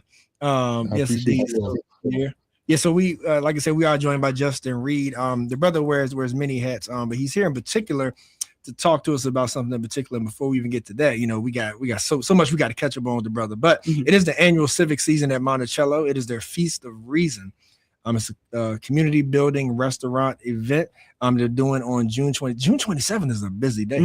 But he's gonna have your very own Order Up is gonna be there. Royalty Eats is gonna be there, and some others. And Justin is gonna expound upon that. But before we even get to the 27th, Justin, we are at the beginning of a week to where a lot of folks call the Black Independence Day, if you will. So I know you are a well-versed brother, and so I wanted to give you the opportunity, give you the stage of reminding the folks of what Juneteenth means, right? Just by definition, but then also you can share, because within the work that you do, I can only imagine that it has a special significance to you. So so go ahead and share with folks as we approach this Juneteenth what this holiday is all about. Yeah, and it's all connected when we talk about civic season and Juneteenth. And so for us at Monticello, a civic season begins on Juneteenth, and it ends on July 4th. So it's that 2.5 week period between those two holidays. Like you said, one being a holiday representing Black independence, and then July 4th recognizing independence for everybody else. But of course, we kick off the season without independence, which is I think only right now. But I, when I think about Juneteenth, it's one of my favorite holidays, and at the same time, I have some mixed feelings about how it's remembered. When we talk about certain myths and things when it comes to history, I feel like there's a lot of mythology surrounding Juneteenth, and the actual history is so much more powerful. And the actual history has roots really in Virginia. If we want to keep it 100, we talk about Texas in Juneteenth, but if you don't mind, I would like to run some dates to show you how it's connected back to Virginia. And so I'm going to share with you three names first: Shepard Mallory, Frank Baker, and James Townsend. All right. Remember those three names: Shepard Mallory, Frank Baker, and James Townsend. And I always said, like, my next tat, I'm gonna get those three names like on my knuckles or something, because of what they did for us as a people and for this nation. But if you just you back up to 1850, you have the Fugitive Slave Act gets passed by Congress, and I think a lot of listeners know what that law did. It basically said, if you are enslaved and you escape to a free state or to another country, you can be rounded up by the police, the slave catchers, and taken back to where you came from. No questions asked. In many cases, you have people who have been born free, been free for generations, just being accused of being enslaved, and they were being sent to slave states. And so, when I think of the Fugitive Slave Act, a lot of people draw parallels to what we see happening right now in many communities where people are being rounded up without due process. And this was happening to our ancestors, for centuries. But in 1850 is when the Fugitive Slave Act was passed. Then you fast forward to 1859, October 16th through 18th, you have a man by the name of John Brown. He's a white abolitionist who has this idea where perhaps we can arm enslaved Black people all across the South and start a rebellion with them fighting back for their freedom. And so him and an interracial group of abolitionists attempt to raid Harper's Ferry, and of course they're captured. And that vision of Black liberation through revolution in 1859 is thwarted because those men are captured at Harper's Ferry. And so you fast forward 1861. So again, we've gone from 1850 with the Fugitive Slave Act, 1859, John Brown's raid. Now we're in 1861. The first shots of the Civil War are fired in Fort Sumter, South Carolina. And then April 1861 is when those shots were fired. In May 1861, we're talking about a month later, you have Shepard Mallory, Frank Baker, and James Townsend escaping from slavery to Fort Monroe in Hampton, Virginia. And, Fort Monroe at the time was controlled by Union forces. And remember, the Fugitive Slave Act at that time said that if you are an enslaved person and you are fleeing to freedom, if you're found, you have to be sent back to where you came from. When these three men get to Fort Monroe, the general there, Benjamin Butler, has an idea. He said, okay, I'm not really for this slavery freedom thing, even though I'm a Union officer, but this could be militarily strategic if we keep these men here. Since the South is calling these humans property and we're at war, we're going to confiscate their property and keep that property. And so he passes the contraband decision, and word spreads. So from those three men, you have thousands and thousands of enslaved people all across the South who start hearing this, and they flee across Union lines. And they know that if they can just get to a Union fort, a camp or something, that means that they'll be free. And then, fast forward 1862, what are we doing? We're getting behind Union lines. We're self-liberating. We're freeing ourselves. And it's not until you get to 1863, January 1863, that Abraham Lincoln issues the Emancipation Proclamation. Right. So you got a whole year and a half, basically, of us saying we're going to free ourselves. And that's what finally convinces Abraham Lincoln to issue the Emancipation Proclamation. And so there's this myth that, Abraham Lincoln woke up one day, decided to free our ancestors, and Right. then our ancestors in Texas didn't hear about it until late. But that's not even true, because one of the things that had to happen in order for emancipation to continue to happen, these towns needed to be taken over by Union troops. And so as the United States Army continued to advance, you have a lot of things happening. The war concludes. All of our ancestors still aren't free, even when the war concludes. There's still some Confederates fighting back. And then finally, in 1865, you have Union armies reaching Galveston, Texas. And from there, they're able to enforce the Emancipation Proclamation. And that's June 19th, 1865. So it wasn't as if we were waiting around to be freed. And it wasn't as if we didn't get the word until last minute. We knew we were free. And in Texas, we needed some backup to make sure that our freedom was going to be protected and guaranteed. And that's when that backup arrived in 1865, June 19th in Texas.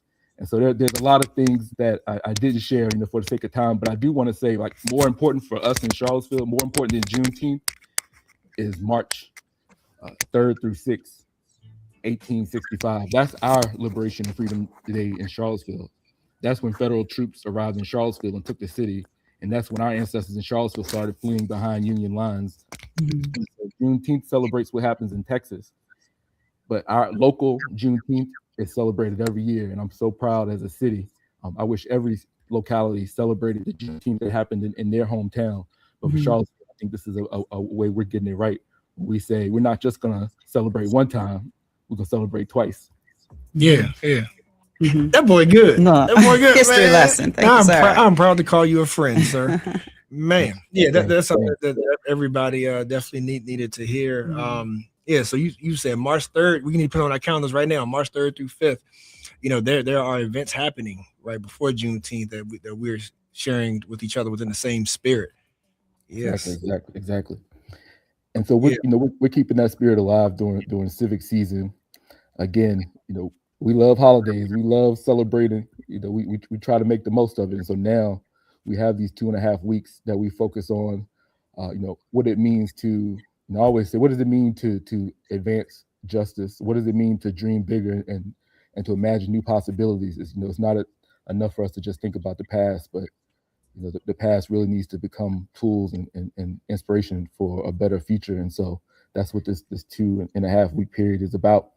And I think one of the things that June 27th in particular is focused on, again, we have multiple days of events, but June 27th is really lifting up the culinary legacy of Charlottesville. We know that the enslaved chefs at Monticello were trained in France. Like, they received some of the best educations anybody could receive, white or black, while in enslavement.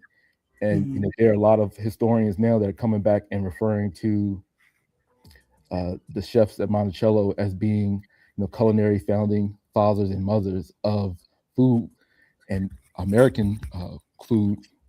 And so there's this really extraordinary legacy. We know Jefferson gets a lot of credit for what he was able to do while in office, while as president.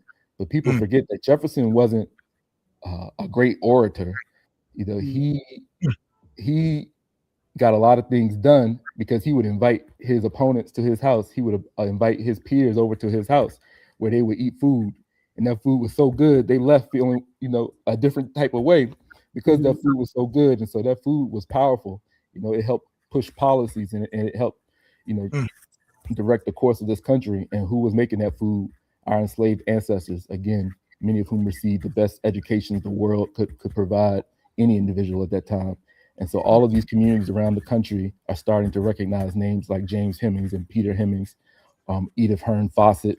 There's so many chefs that we should lift up, not just for their culinary brilliance, but their political influence, right? Yeah. If all of these other communities are starting to recognize this legacy, Charlottesville definitely needs to do the same. So I'm really excited. June 27th, from 5 to 7, we have some incredible partners that are really going to help us begin to lift up that Southern comfort food, soul food legacy that began really right here in Charlottesville. And so, of course, Order Up Mobile Food and Catering at Jefferson Center is one of our partners. We're also partnering with Royalty Eats over in Fifeville.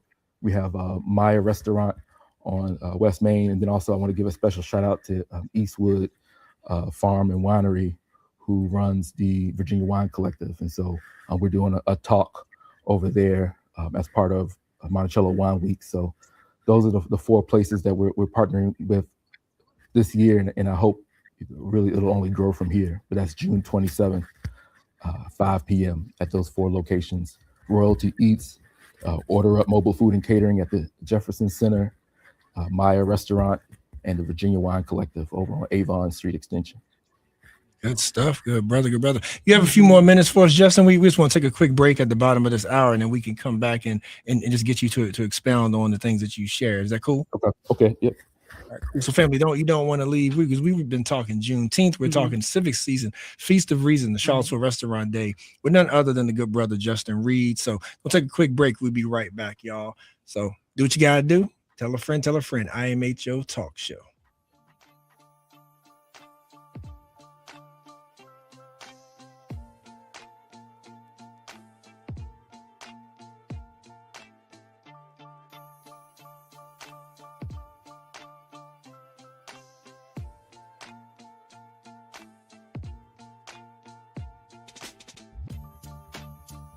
We live in a society in which structural racism is a very real thing. We are all dealing with that in every aspect of our lives, and the media is a reflection of our community. Historically, black people have been portrayed a certain way in the media to justify normative assumptions around political and social issues. More black people behind the cameras, in front of the cameras, more producers, more people of color producing, so they can go and get the content that's needed so they can highlight our attributes. I've been in this industry for 15 years, and I've seen firsthand how our voices just aren't heard. Even if you're in the newsroom, sometimes you get completely ignored and stereotypes are allowed to perpetuate. And one thing we want to do is combat that and also bring information to people so they can be as informed as possible when choices are made in this city, so they can do whatever they can to get their voices heard. What I believe can be done about the situation is to have more people of color creating news stories, more people who have a interest in and a social consciousness that relates to the stories that they're telling. Charlottesville Tomorrow looks at these issues. We can present them on IMHO. Vinegar Hill Magazine can take that a step further, and just together we can just make this thing that can be an example of how we can change the media landscape, how we can be more inclusive to get these voices in, to get these people heard. That's just one thing that doesn't happen in so many places, and it's a shame. We think we live in a society that's very progressive, and we're talking about equity and diversity and inclusion and all these things. Still, the way that black people, and I would say, and I would argue especially black men, are portrayed by the media is incredibly dangerous, and you've seen the sort of tangible violence that it's led to over the past year. The community can support the SIM project by first and foremost giving us an opportunity. We understand that it can be difficult to give trust right now, especially considering the current social and political environment. But this project will only be as successful as the community allows it to be. And so we ask you to give us the opportunity to do the work, critique the work, and make sure that we stay in line with the vision. Another way that the community can get behind the SIM project is through engagement. We want to hear from you. We want to know what you're talking about. We want to put your stories out there. And so whether it's reading the articles written by Charlottesville Tomorrow or Vinegar Hill Magazine, or tuning in to In My Humble Opinion on Sundays on 101.3 Jams from noon to 3 p.m., either way, we want you engaged. We want you to be part of this. The community can also support the SIM project through funding. To learn more about how to support SIM, you can visit our website. Thank you for your support.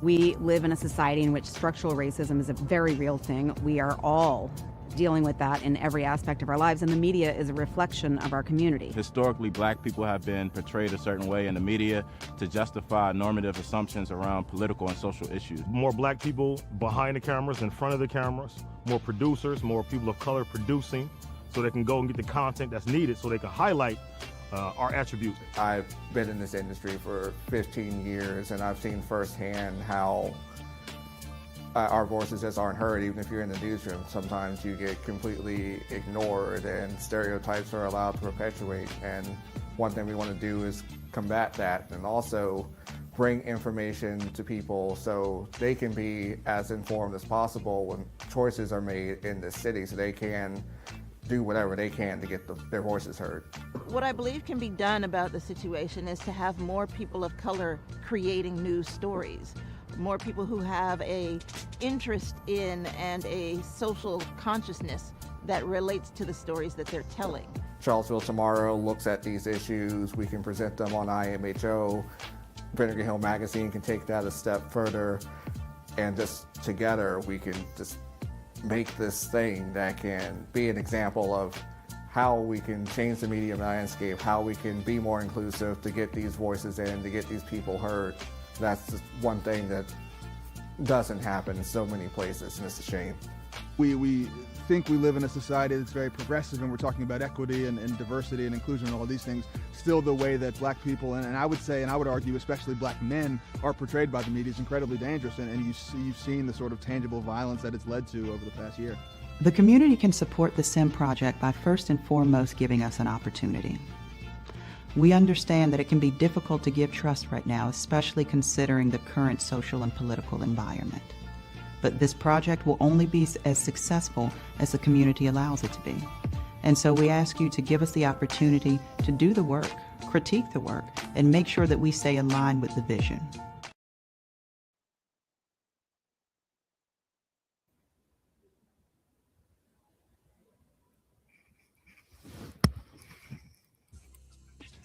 IMHO Talk Show.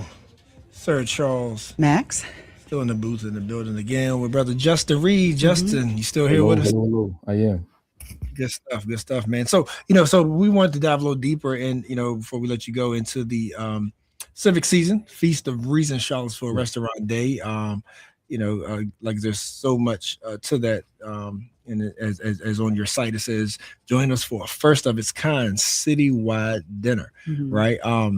But I want to just back up just a tad because, we started off talking about how this follows Juneteenth holiday, and you gave us such a great expansive history and even how it relates to Charlottesville specifically, as Max and I were just talking about during the break, and even how locally we have so much here that we need to recognize in regards to what Juneteenth represents, even starting in March, right? You said March 3rd through 5th. And so there's already activities and stuff that happen and go on ways that we can commemorate. Now, that being said, Megan, something stuck out to me to what you said about how there's like a lot of misconceptions about how Juneteenth in Galveston, Texas, came to be recognized, right? And you made me think about how even today, we still are facing those issues with states, right? To whereas we see a lot of redistricting and things that's happening right now, and how there's still people who romanticize the Confederacy and believe that, quote unquote, the South will rise again, right? And we see that we have leadership that has emboldened people, to speak on those kind of things. And so, so when we think about freedom, right? We think about freedom, and we think about the role that Monticello plays. Something I always struggle with, Justin. The point I'm getting to is how we bridge that, right, from that history to where we are now, and how we see the upward mobile, the careers that Black folk have made out of being employed through said Monticello, right? That bridge and that gap, right? Because even look at the University of Virginia. Some people were related to the same way, and I am an employee of the University of Virginia, biggest employer in the area, right? So as Black people, we talk about our freedoms, our independence, right? But then we also look at the lens of Charlottesville, Virginia, be it UVA, be it Monticello. I think you see what I'm saying? Yeah, I mean, I'll say, you know, the timing of this interview today is very, I think, fortuitous or serendipitous in a lot of ways, because just yesterday I woke up and I was in Appomattox, Virginia, which I think, as a lot of people know, is where, you know, Robert E. Lee surrendered to the Union Army, and you know, Appomattox promotes itself as the place where our country reunited. And I've really been reflecting on, like, what does that even mean? That is that can be argued as far as like whether or not we are united or not. I mean, I tend to feel like there's never been a time in our history where we have been truly united, you know, despite our name.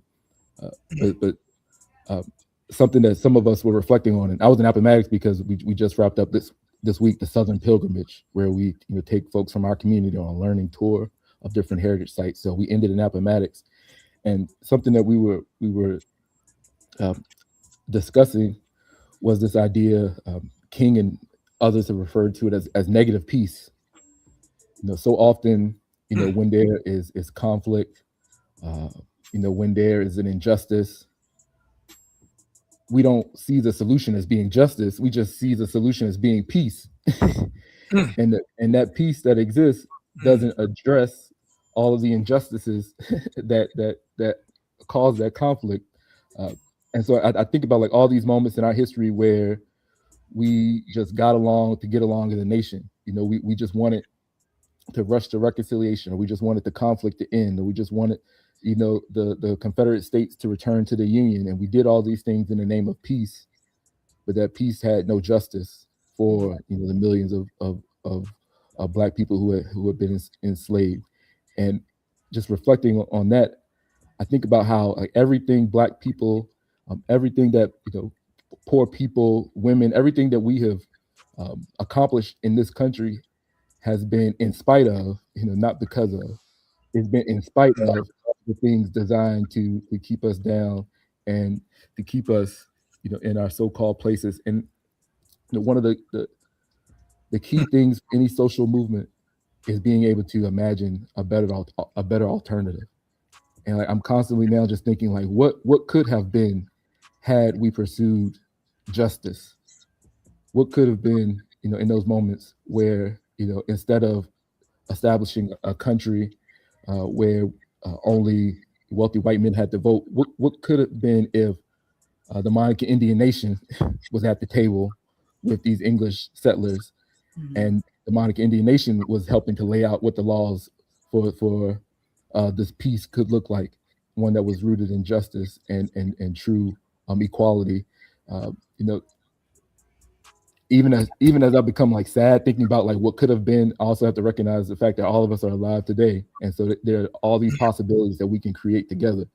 And I hope that, you know, we take those, like we talked about at the beginning, you know, we take those important lessons from history. We look at a Monticello, we look at what's happened, you know, throughout Charlottesville, and from those lessons we imagine something that's better.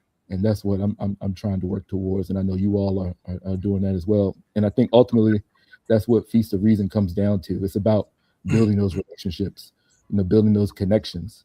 You know, we can't build a better future by ourselves. We can't build a better future, you know, just looking at our screens or scrolling timelines. But it's through community, it's through coalition that we can, you know, imagine a better future and then begin to build that better future. And so, you know, at its core, this is like one small part of that, what a lot of activists call future building. You know, we got to come together first and connect with one another first before we can do that future building together. And so on June 27th, I hope we see folks come out, you know, take a step away after you go to the women's empowerment. There you go. I'm not getting in trouble. Because I know. After you go get that women's empowerment, then, you know, you call up your friends and say, let's go out to eat, and, you know, support these restaurants that are partnering on this Feast of Reason. You know, it doesn't take anything to register. The easiest thing, honestly, would be to go to a search engine and search for Charlottesville Feast of Reason, and then you'll find everything that comes up. But then you can also go to monticello.org/civic season, CIVICCEA. Oh, hold on, let me back up. I'm spelling it out because of my accent, because I grew up in the country. Sometimes if I say something, people don't really pick up.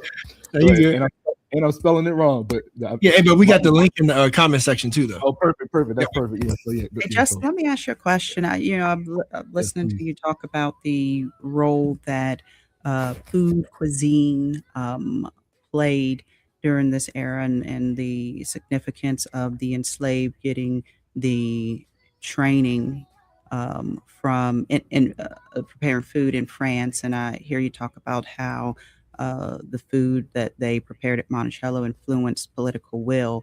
And I just want to break it down to a very simple question, especially dealing with what we're dealing with in our current social, economic, political environment. Is what are your thoughts about whether or not food, about breaking bread with others, still holds that power, right, to influence these bigger issues that we as individuals are dealing with collectively and individually? Do you think that it still holds that power, and and how we get back to that if not? Yeah, I mean, how do we get back to it, right? Because there's so many things, competing, and honestly, like generating profit from our attention spans, right? Like, how do we get back to something that we have been doing since the beginning of time? Like, food is powerful; it remains powerful, and throughout human history, there has been nothing more powerful than food. When it comes to bringing people together, different tribes, different parts of society together. When you sit around that table, when you're breaking bread together, you're connecting on a different level. Like the chemistry of our bodies is changing by being in proximity to one another in that way. And so I strongly believe that there remains nothing more powerful than the act of eating together when it comes to building. Isn't it interesting that something so simple could stop a war, could create a brotherhood, right, could break down negative ideologies? Isn't it like we walk around with this power, so to speak, not recognizing it or using it so frivolously? Right. No, it is so simple, and I think too is like, and it can't just be one-offs, right? You got to come back to the table, and then once you have the good meal, you need to figure out what comes next. And I think that oftentimes what's missing. Okay, so now what do we do with this relationship we've just formed? What do we do with the collective power in this room? How do we leverage that for something greater? That serves all of us, all of our community. So I think that's the goal. Like, after we build that bond, after you see the crumbs all over my face and the stains on my shirt, you see me dropping stuff. After we do all of that, yeah, exactly, right. Slurping all of that. Then what's next?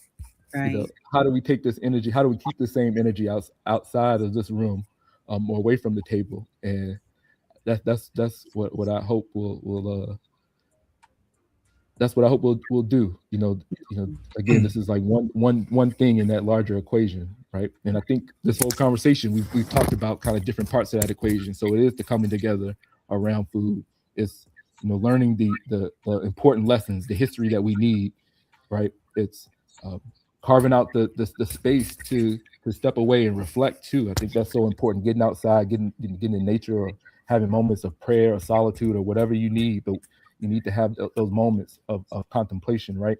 And I think when you start putting those ingredients, pun intended, together, that's when we can create the change that's so needed right now. I mean, I am when I think about Carmela Anthony, it does hit different, especially right now. I'm celebrating my 18-year-old nephew's graduation from high school right now. And it's like, how easy could things have been different? And I hope that as a country we can do better. There's some days where I seriously doubt it, and then there are moments when I have the chance to hear you all and talk with you where my spirit feels more hopeful, right? So I do hope we can do something better. We need it. Yeah, not for you, brother. I appreciate that. And one thing that we try to do, while trying to stay optimistic, you also got to stay real, right? And and my brain just keeps attaching to all the ties, right, of how this time of year correlates, right? Again, when you talked about the history of Juneteenth, you're talking about the feast of reason. Like how do you build that trust, right? Because when I hear you say the collective coming to the table, I'm correct in hearing that as it's for everybody, right? It's for the entire community, right? So like Charlottesville sometimes gets amplified because of the history here, but it's this way in a lot of places, to where trust has been broken. Yeah. Like I just got to keep it real, like it sounds like a great event, wonderful event, something we should partake in. But particularly how folks just feel jaded. Folks feel that there's so much symbolic, so much symbolism, right, that happens. But they're like, but look though, little black boy just got killed. Little black boy got 35 years. I'm gonna be real with you, Justin, but y'all want us to come sit down and talk to people who aren't making any like logistical changes, right? Legal system is still what it is. And I know there's something that may sound harsh, but I'm speaking from the perspective that so many of us have right now, though, right? It's like, why would I want to sit down with everybody? Yeah. I ask myself that too. Like it's not a perspective that I don't share. And I think I can answer several different ways, but I think, one, what I said earlier is that there's no, I'm not disillusioned. I don't think anybody is that delusional to think that simply, having one dinner together is the thing that's gonna bring about the radical change that's necessary in our communities. Yeah. I don't believe that at all. And I hope that that's not what anybody thinks this is or what we're attempting to do, because again, I know too much to be that naive. But for sure, that's not the case. I'll say this. There are times where we have to work through the mistrust and the distrust. Mm-hmm. There's never been a moment in our history where everybody's been on the same page, or everybody trusted each other, or everybody agreed or thought the same thing, and yet people pushed through those things in order to affect change. Mm-hmm. And I was having this conversation just 2 days ago. Again, I was with the pilgrimage.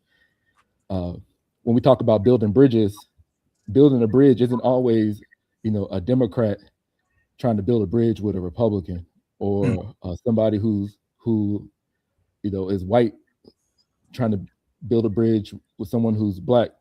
Sometimes, building that bridge is between a black person who thinks one thing and a black person who thinks another. It could be between a moderate and somebody who considers themselves progressive. It could be, building a bridge between generations, right? This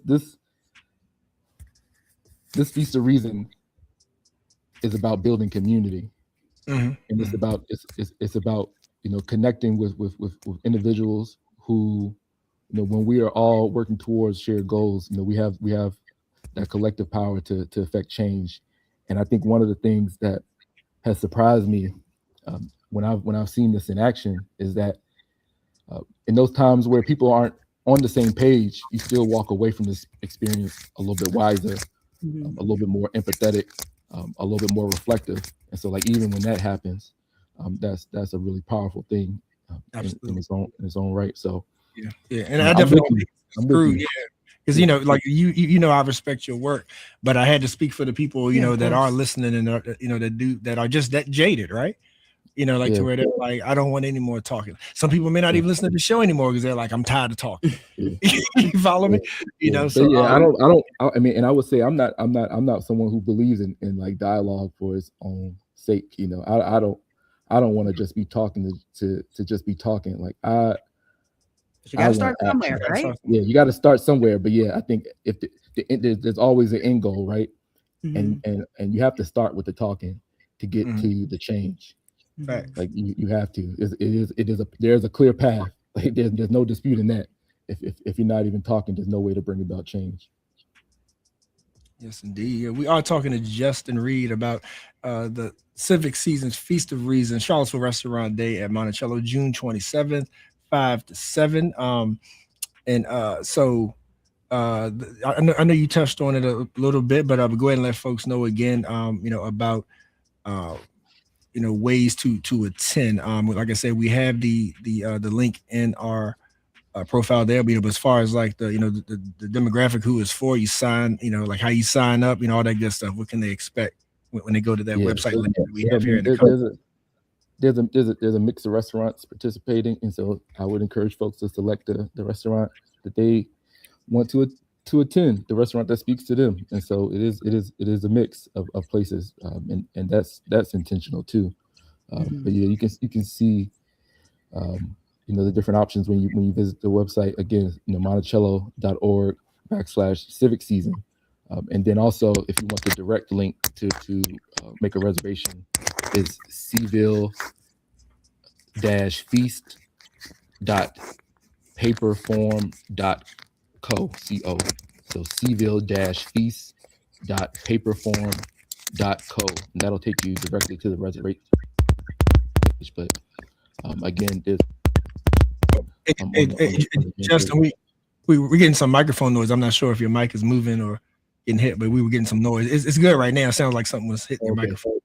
Okay. Oh yeah. That was my hand. I'm over here gesturing. Okay. Yeah, sorry about that. No, but we heard you though. And so I know Max may have something else before we let you go here, but I know one thing I was thinking. I'm not sure if you mentioned it. So, like, I understand the event highlights and what it's for, but is there a different atmosphere at each of the locations? Like, can people expect certain like host or moderator at a different location, or is it sort of or is it more like of an organic conversation, wherever you may go?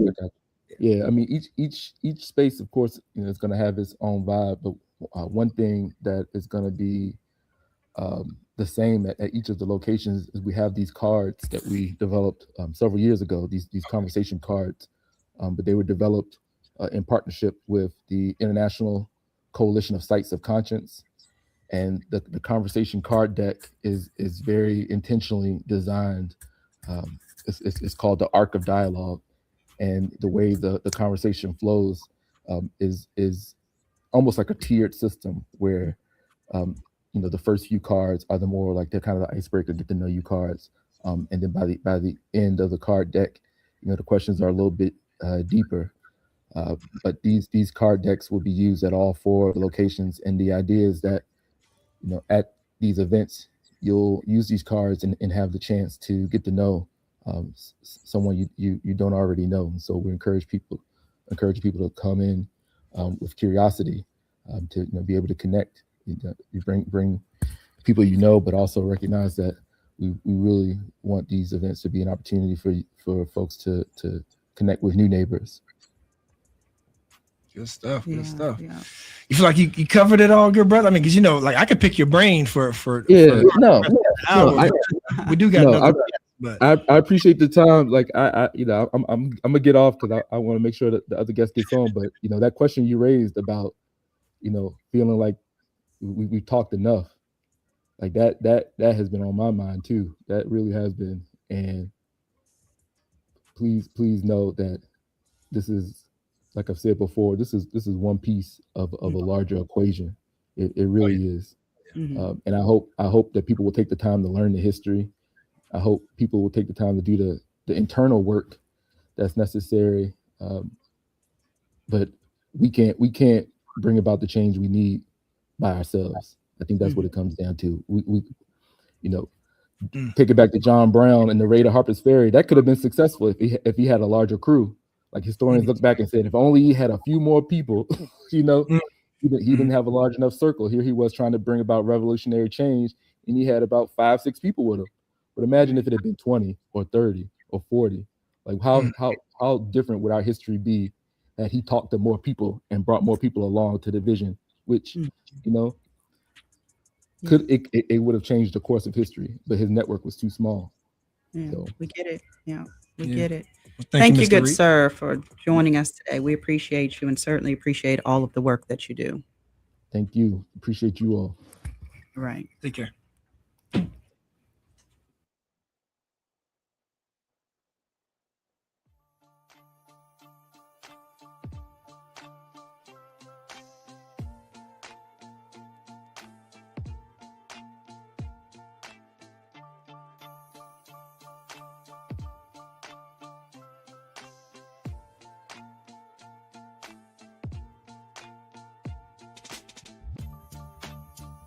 We live in a society in which structural racism is a very real thing. We are all dealing with that in every aspect of our lives, and the media is a reflection of our community. Historically, black people have been portrayed a certain way in the media to justify normative assumptions around political and social issues. More black people behind the cameras, in front of the cameras, more producers, more people of color producing, so they can go and get the content that's needed so they can highlight our attributes. I've been in this industry for 15 years, and I've seen firsthand how our voices just aren't heard. Even if you're in the newsroom, sometimes you get completely ignored and stereotypes are allowed to perpetuate. And one thing we want to do is combat that and also bring information to people so they can be as informed as possible when choices are made in this city, so they can do whatever they can to get their voices heard.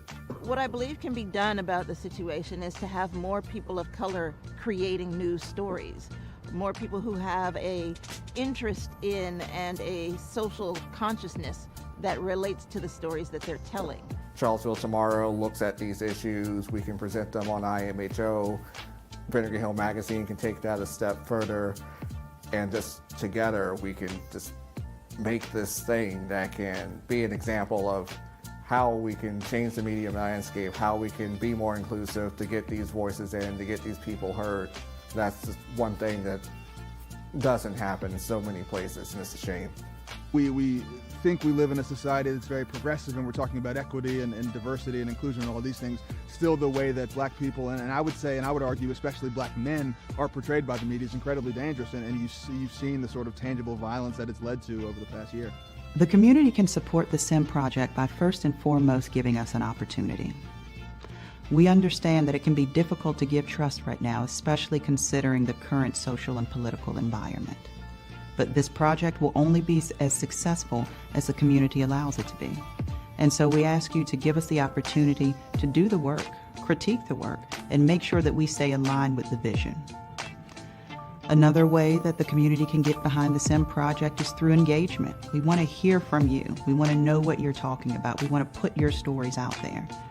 And so whether it's reading the articles written by Charlottesville Tomorrow or Vinegar Hill Magazine, or tuning in to In My Humble Opinion on Sundays on 101.3 Jams from noon to 3 p.m., either way, we want you engaged. We want you to be part of this. The community can also support the SIM project through funding. To learn more about how to support SIM, you can visit our website. Thank you for your support.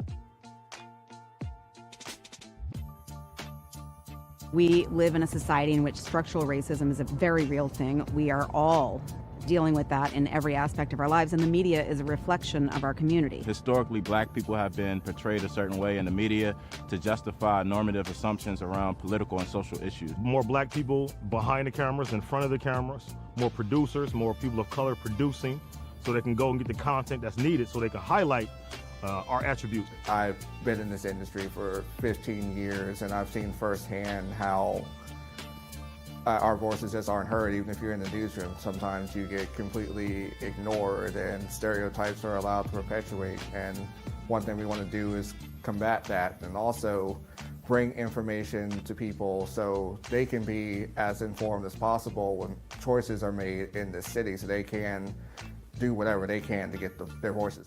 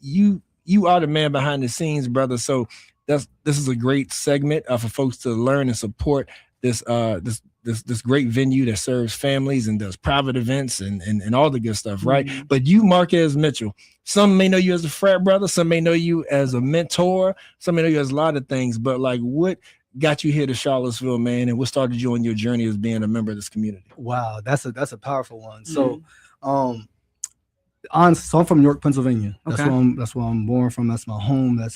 Charlottesville's my new home, but that's where I'm from. A lot of you not, man, and there's a few people that can advocate for this, but it was God, honestly. Preach. Good answer. Always. It was really God, and I'm a very spiritual person as well. So I was asked to leave Pennsylvania, and at the time I was on the governor's board of juvenile justice.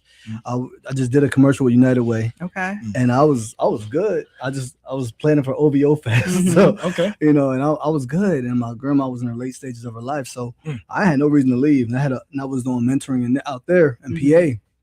But one thing about God, when he speaks, you listen, and I'm a servant, right? At the end of the day, I'm a pure servant. So like the story of Abraham, that's how I look at it, where you're like, you got to go. So I called my cousin. It was Virginia, but I didn't know where. I was about to go to Hampton. I didn't know. I thought Hampton was fun. So I was so I called my cousin, and he redirected me here. And that's Jontel Evans. He's Bub Evans. He used to play for UVA. Nice. And so he's like, cuz, come to UVA. I'm like, all right. So I came out here, lived out here for a while, and I couldn't find a job, man. I couldn't find a job. So a good friend of mine, I went to the career center every single day.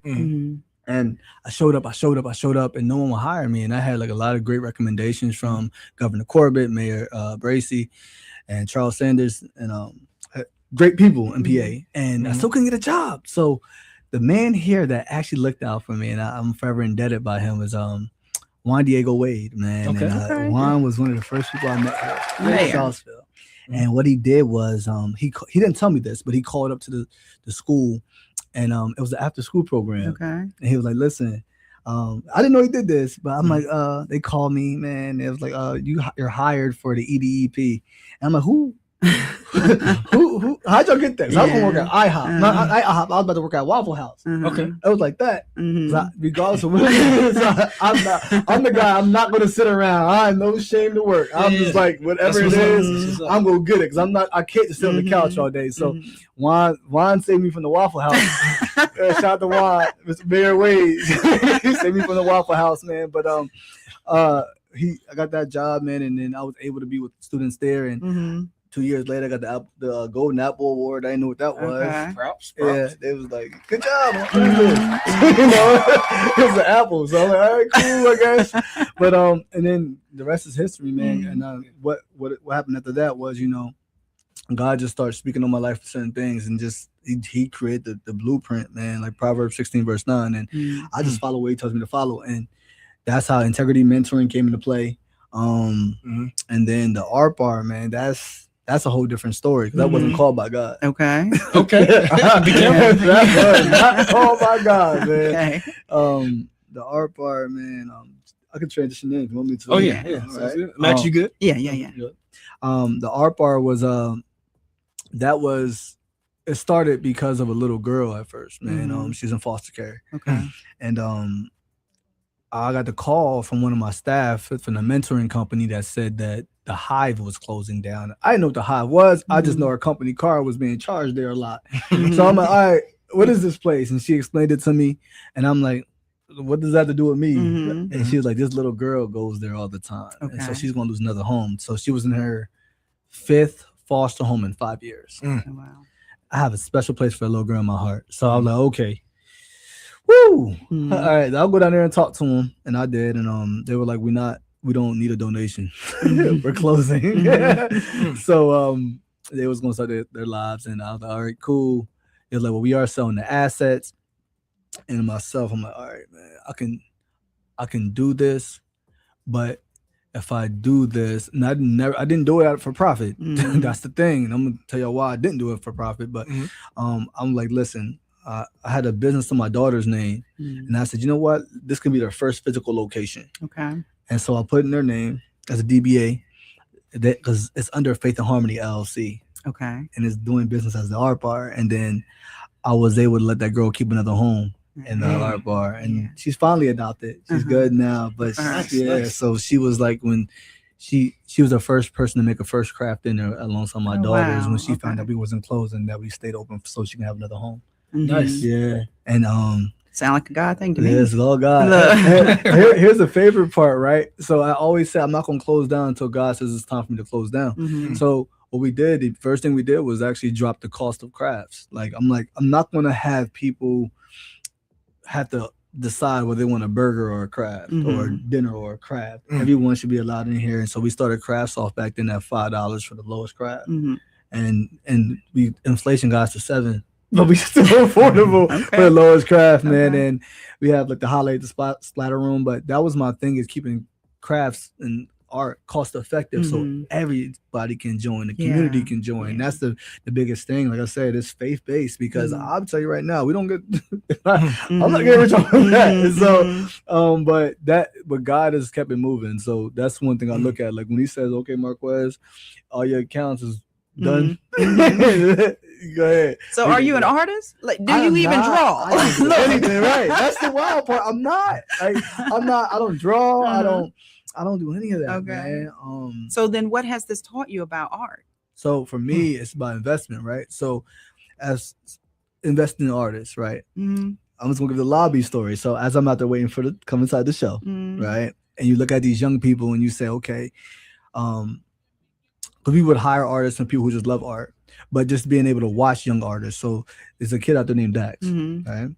And I'm looking at him. And as he's working in his book, you look at these kids and like, wow, he's really talented. And so his dad called him over, and we was talking. I'm like, hey, how would you like, to do learn how to teach people how to draw? Okay. He's like, what do you mean? He got the sketchbook. I said, okay. We went through his sketches, and we looked at the parts of his sketchbook where was thought provoking. And then he said, you know what, I'm starting something new right now. And he showed it to me. And right now he just had the eyes, right?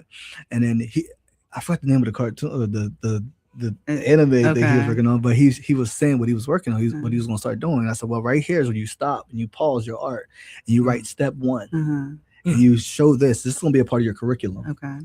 And so he said, so you're telling me the next step I do, I'll put right step 2. I said, exactly. You're going to build your own curriculum, right? And then once that's done, then we can call you in. You can teach kids what you've done, and now that's your product. And now you're having these sketch and sips with kids in the community. And they're bringing their kids, and all their kids are showing their friends, and that's what create the ripple effect of artists too in a new stage. And as far as art, for me, I realized this: art's just not about what you put on paper, but it's about the vision you hold. Everybody's an artist in their own eyes. So mine was. I'm a stick figure guy, right? I'm gonna be clear with everybody. I used to draw the box truck with the rims on it, the graffiti S's. That's me. That's how far I get. The guy with the lineup cut. That's all I would do. But as far as art, man, you see it where it's like, okay, I'll watch a kid do splatter paint, right? We have a splatter room at the art bar where you dress up in your cover, your goggles, and you get your canvas and you go. Right? And then I'll look at some of these arts as they're picking out their paint. Some kids will say, I want red, green, black, another dark color. I'm like, oh, they're hurting inside right now. So let's see what they're going to do. And I'll watch their paint and I'm like, okay. And I'm like, you all right? And like, yeah, I feel a lot better now. And you watch other kids who have bright colors.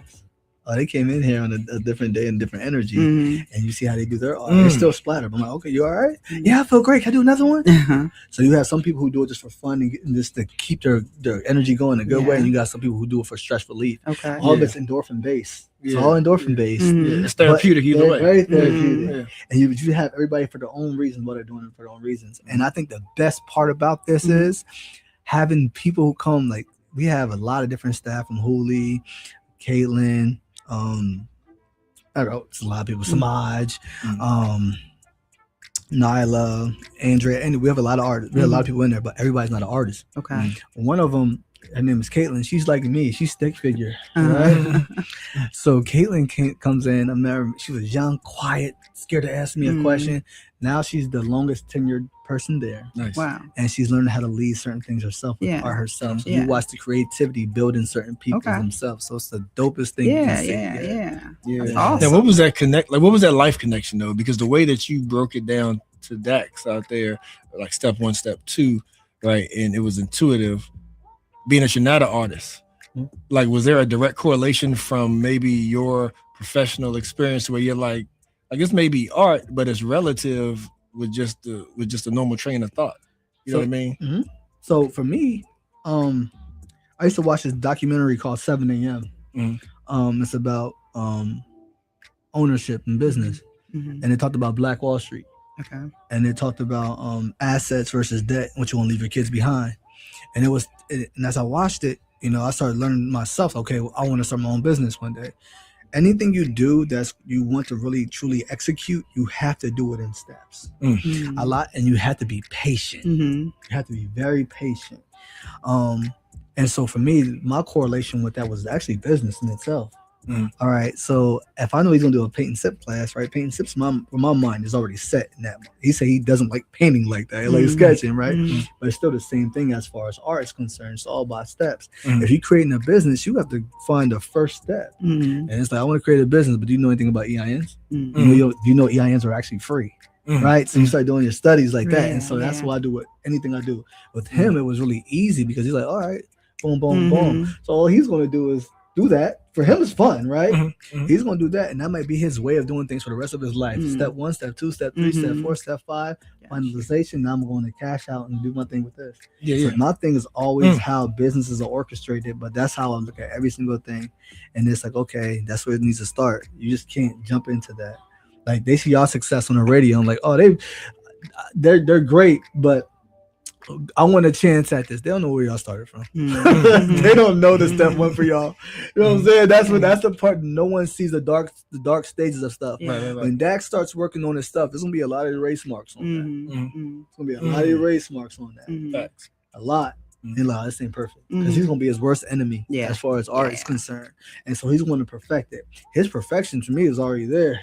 Like I don't see the view in his eyes, so his step one's gonna look a lot different, and it's gonna be very descriptive because my description like draw 2 open circles. You know what I'm saying? They're not circles, they're ovals. Like so I gotta or semicircles. So it's all about steps with different terminology. So that's how I look at everything. Gotcha. I feel you, man. We are talking with Marquez Mitchell, owner of the Art Bar Seville, and so Art Bar, man. Let's dig a little deeper into that. Before we close with the upcoming events that people need to know about and get signed up for and all that good stuff. So the Art Bar itself, tell us about like is it membership based? Like what are the hours that people could come check it out? Like, but just sort of give us the lowdown, the rundown of what the Art Bar Seville is for its customers. Got you. So the Art Bar Seville is like a restaurant, but we serve crafts instead. Okay. All right, that's how we describe it. Summer hours is Monday, Thursday, Friday, Saturday, Sunday. Monday, Thursday, and Friday we're open from 4:30 to 7:30. Saturday is from 11 a.m. to 3 p.m. We're located on Allied Street. But if you know where Habitat for Humanity is, you go down that hill. We're on that left side where all those shops are on the left side. We're over there. We're in the last shop on the left, Sweet K. We have like tinted windows, so you don't want to peek inside, but just open the door. We'll be in there looking at you. So that's where we're at. It's not membership based, but we do offer workshops and stuff. So if you email us and say, hey, I want to do a staff workshop or I want to do a workshop for my friends, we'll do an email the artbarseville at gmail.com or go onto the website and fill out the form and we'll make sure it happens for you. Good stuff. Art Bar Seville, man. Yeah, you know what I always tell people? I always say it's behind the bread place and Seville Coffee. You see Seville Coffee right there on McIntyre. You turn back there. Go back there. Yeah. So and I know you and your team always has the holidays in mind and ways to get people engaged and with the arts and crafts.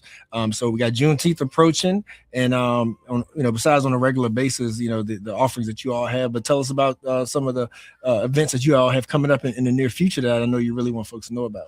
Okay, yeah. So in the near future, the next one is Juneteenth. We just talked about that, right? The Juneteenth. So this year is called Kick Rocks, right? It's sneaker based. Man. So basically, we said we're going from the soul to the soul, which is a sneaker. Gotcha. We having like different vendors like Brandon Miles. He's gonna be selling his stuff there too. He's the owner of We Love You, formerly known as TST. We're gonna have a sneaker competition upstairs. Okay. So it's the top 5 shoe collections, and it's a battle between We Love You, Ski Van Gogh. He's the as probably as Jay Johnson, JJ. Love You. Her Sports, Jessica Carter and Her Sports. They're going to have their top 5 shoe collection. And the Art Bar Seville, we're bringing their top 5. I'm going into my closet and I'm gonna bring out. I gotta be careful because I don't want no paint fly. But yeah, we doing it like that this year for the Juneteenth event. It's line dancing with Shanice. We'll have food. Tyrone, I'm not sure of his food catering name. I was trying to text him out there. He'll be catering the food. Who else we're gonna have there? Line dancing, trivia, and we're thinking about bringing the PS5 out again. So we gotta think about that. But besides that, that's Juneteenth. So let me ask you a question about that though. So do people bring their own sneakers, or does the registration cover a sneaker you can paint on? Or so what we're doing is we create what we ordered, and it should be here soon. Everyone gets either it's called cement bricks. That's going to say Juneteenth on it. You can paint that, or we're actually working on it should be here this week. We're working on sneaker molds. You'll be able to paint a cement sneaker mold. Oh, wow. Okay. Yeah. If you want to come in and bring your own sneakers and paint, feel free to. Just please, if you do that, make sure your feet gotta make sure there's fresh socks on, or people are gonna be eating. So take your shoe off, put it on the table.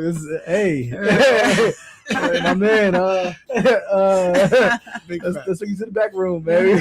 It's in the closet. You can paint that. I'll bring you a light in there. But that's the only thing I would say. But if you have some shoes you want to paint, bring your shoes in. Yeah. It's all right. We'll make sure we got the paint for you.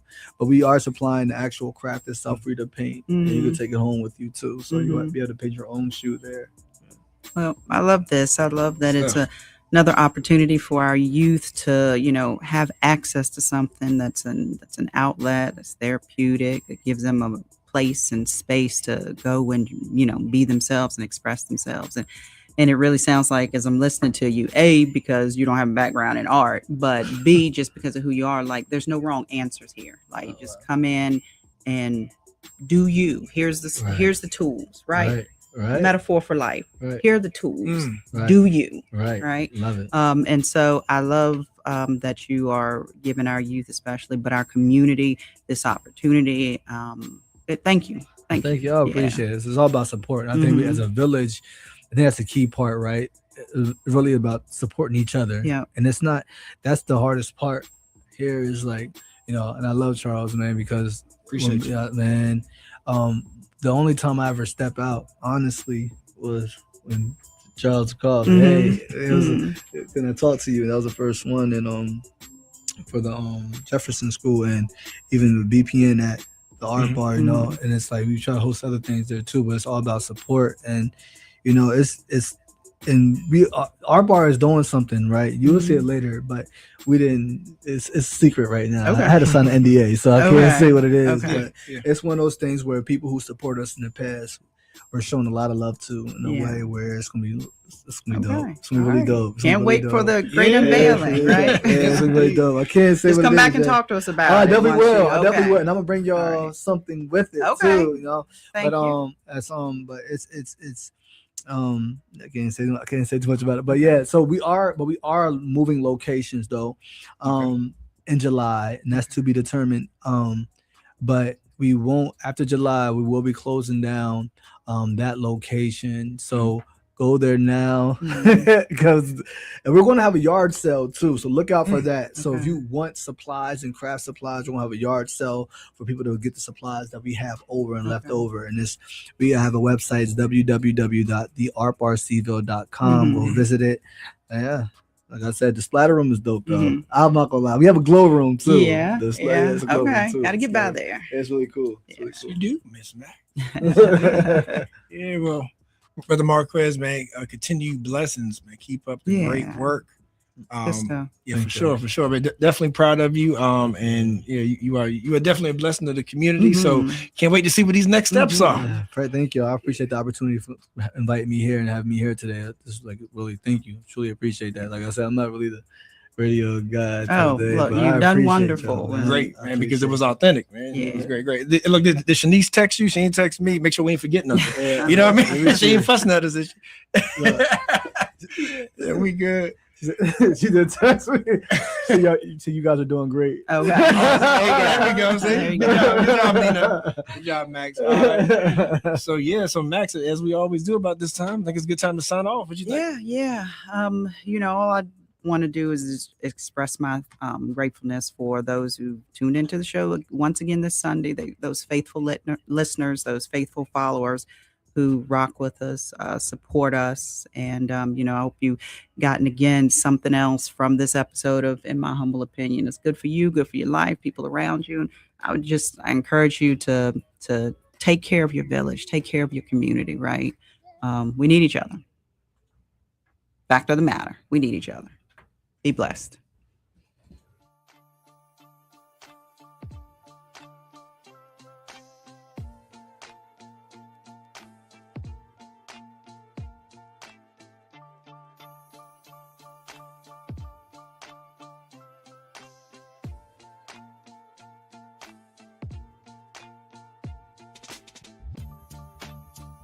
We live in a society in which structural racism is a very real thing. We are all dealing with that in every aspect of our lives, and the media is a reflection of our community. Historically, black people have been portrayed a certain way in the media to justify normative assumptions around political and social issues. More black people behind the cameras, in front of the cameras, more producers, more people of color producing, so they can go and get the content that's needed so they can highlight our attributes. I've been in this industry for 15 years, and I've seen firsthand how our voices just aren't heard. Even if you're in the newsroom, sometimes you get completely ignored and stereotypes are allowed to perpetuate. And one thing we want to do is combat that and also bring information to people so they can be as informed as possible when choices are made in the city, so they can do whatever they can to get their voices heard. What I believe can be done about the situation is to have more people of color creating news stories, more people who have a interest in and a social consciousness that relates to the stories that they're telling. Charlottesville Tomorrow looks at these issues. We can present them on IMHO. Vinegar Hill Magazine can take that a step further, and just together we can just make this thing that can be an example of how we can change the media landscape, how we can be more inclusive to get these voices in, to get these people heard. That's just one thing that doesn't happen in so many places, and it's a shame. We think we live in a society that's very progressive, and we're talking about equity and diversity and inclusion and all these things. Still, the way that black people, and I would say, and I would argue, especially black men, are portrayed by the media is incredibly dangerous, and you've seen the sort of tangible violence that it's led to over the past year. The community can support the SIM project by first and foremost giving us an opportunity. We understand that it can be difficult to give trust right now, especially considering the current social and political environment. But this project will only be as successful as the community allows it to be. And so we ask you to give us the opportunity to do the work, critique the work, and make sure that we stay aligned with the vision. Another way that the community can get behind the SIM project is through engagement. We want to hear from you. We want to know what you're talking about. We want to put your stories out there. And so whether it's reading the articles written by Charlottesville Tomorrow or Vinegar Hill Magazine, or tuning in to In My Humble Opinion on Sundays on 101.3 Jams from noon to 3 p.m., either way, we want you engaged. We want you to be part of this. The community can also support the SIM project through funding. To learn more about how to support SIM, you can visit our website. Thank you for your support.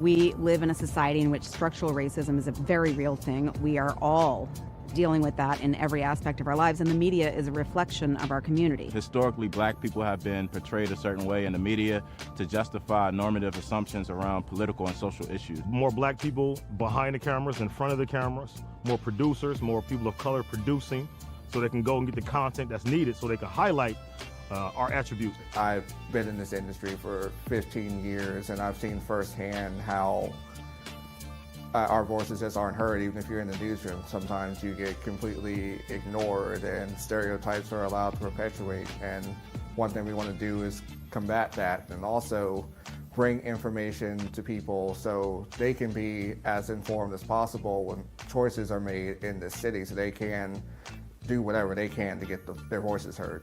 What I believe can be done about the situation is to have more people of color creating news stories, more people who have a interest in and a social consciousness that relates to the stories that they're telling. Charlottesville Tomorrow looks at these issues. We can present them on IMHO.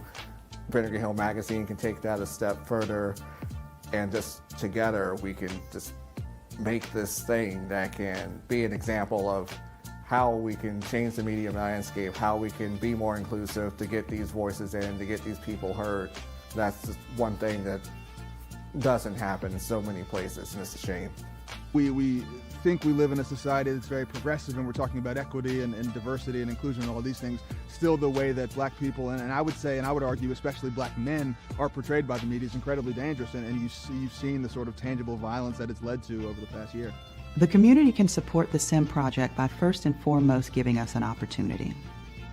We understand that it can be difficult to give trust right now, especially considering the current social and political environment. But this project will only be as successful as the community allows it to be. And so we ask you to give us the opportunity to do the work, critique the work, and make sure that we stay aligned with the vision. Another way that the community can get behind the SIM project is through engagement. We want to hear from you. We want to know what you're talking about. We want to put your stories out there. And so whether it's reading the articles written by Charlottesville Tomorrow or Vinegar Hill Magazine, or tuning in to In My Humble Opinion on Sundays on 101.3 Jams from noon to 3 p.m., either way, we want you engaged. We want you to be part of this. The community can also support the SIM project through funding. To learn more about how to support SIM, you can visit our website. Thank you for your support.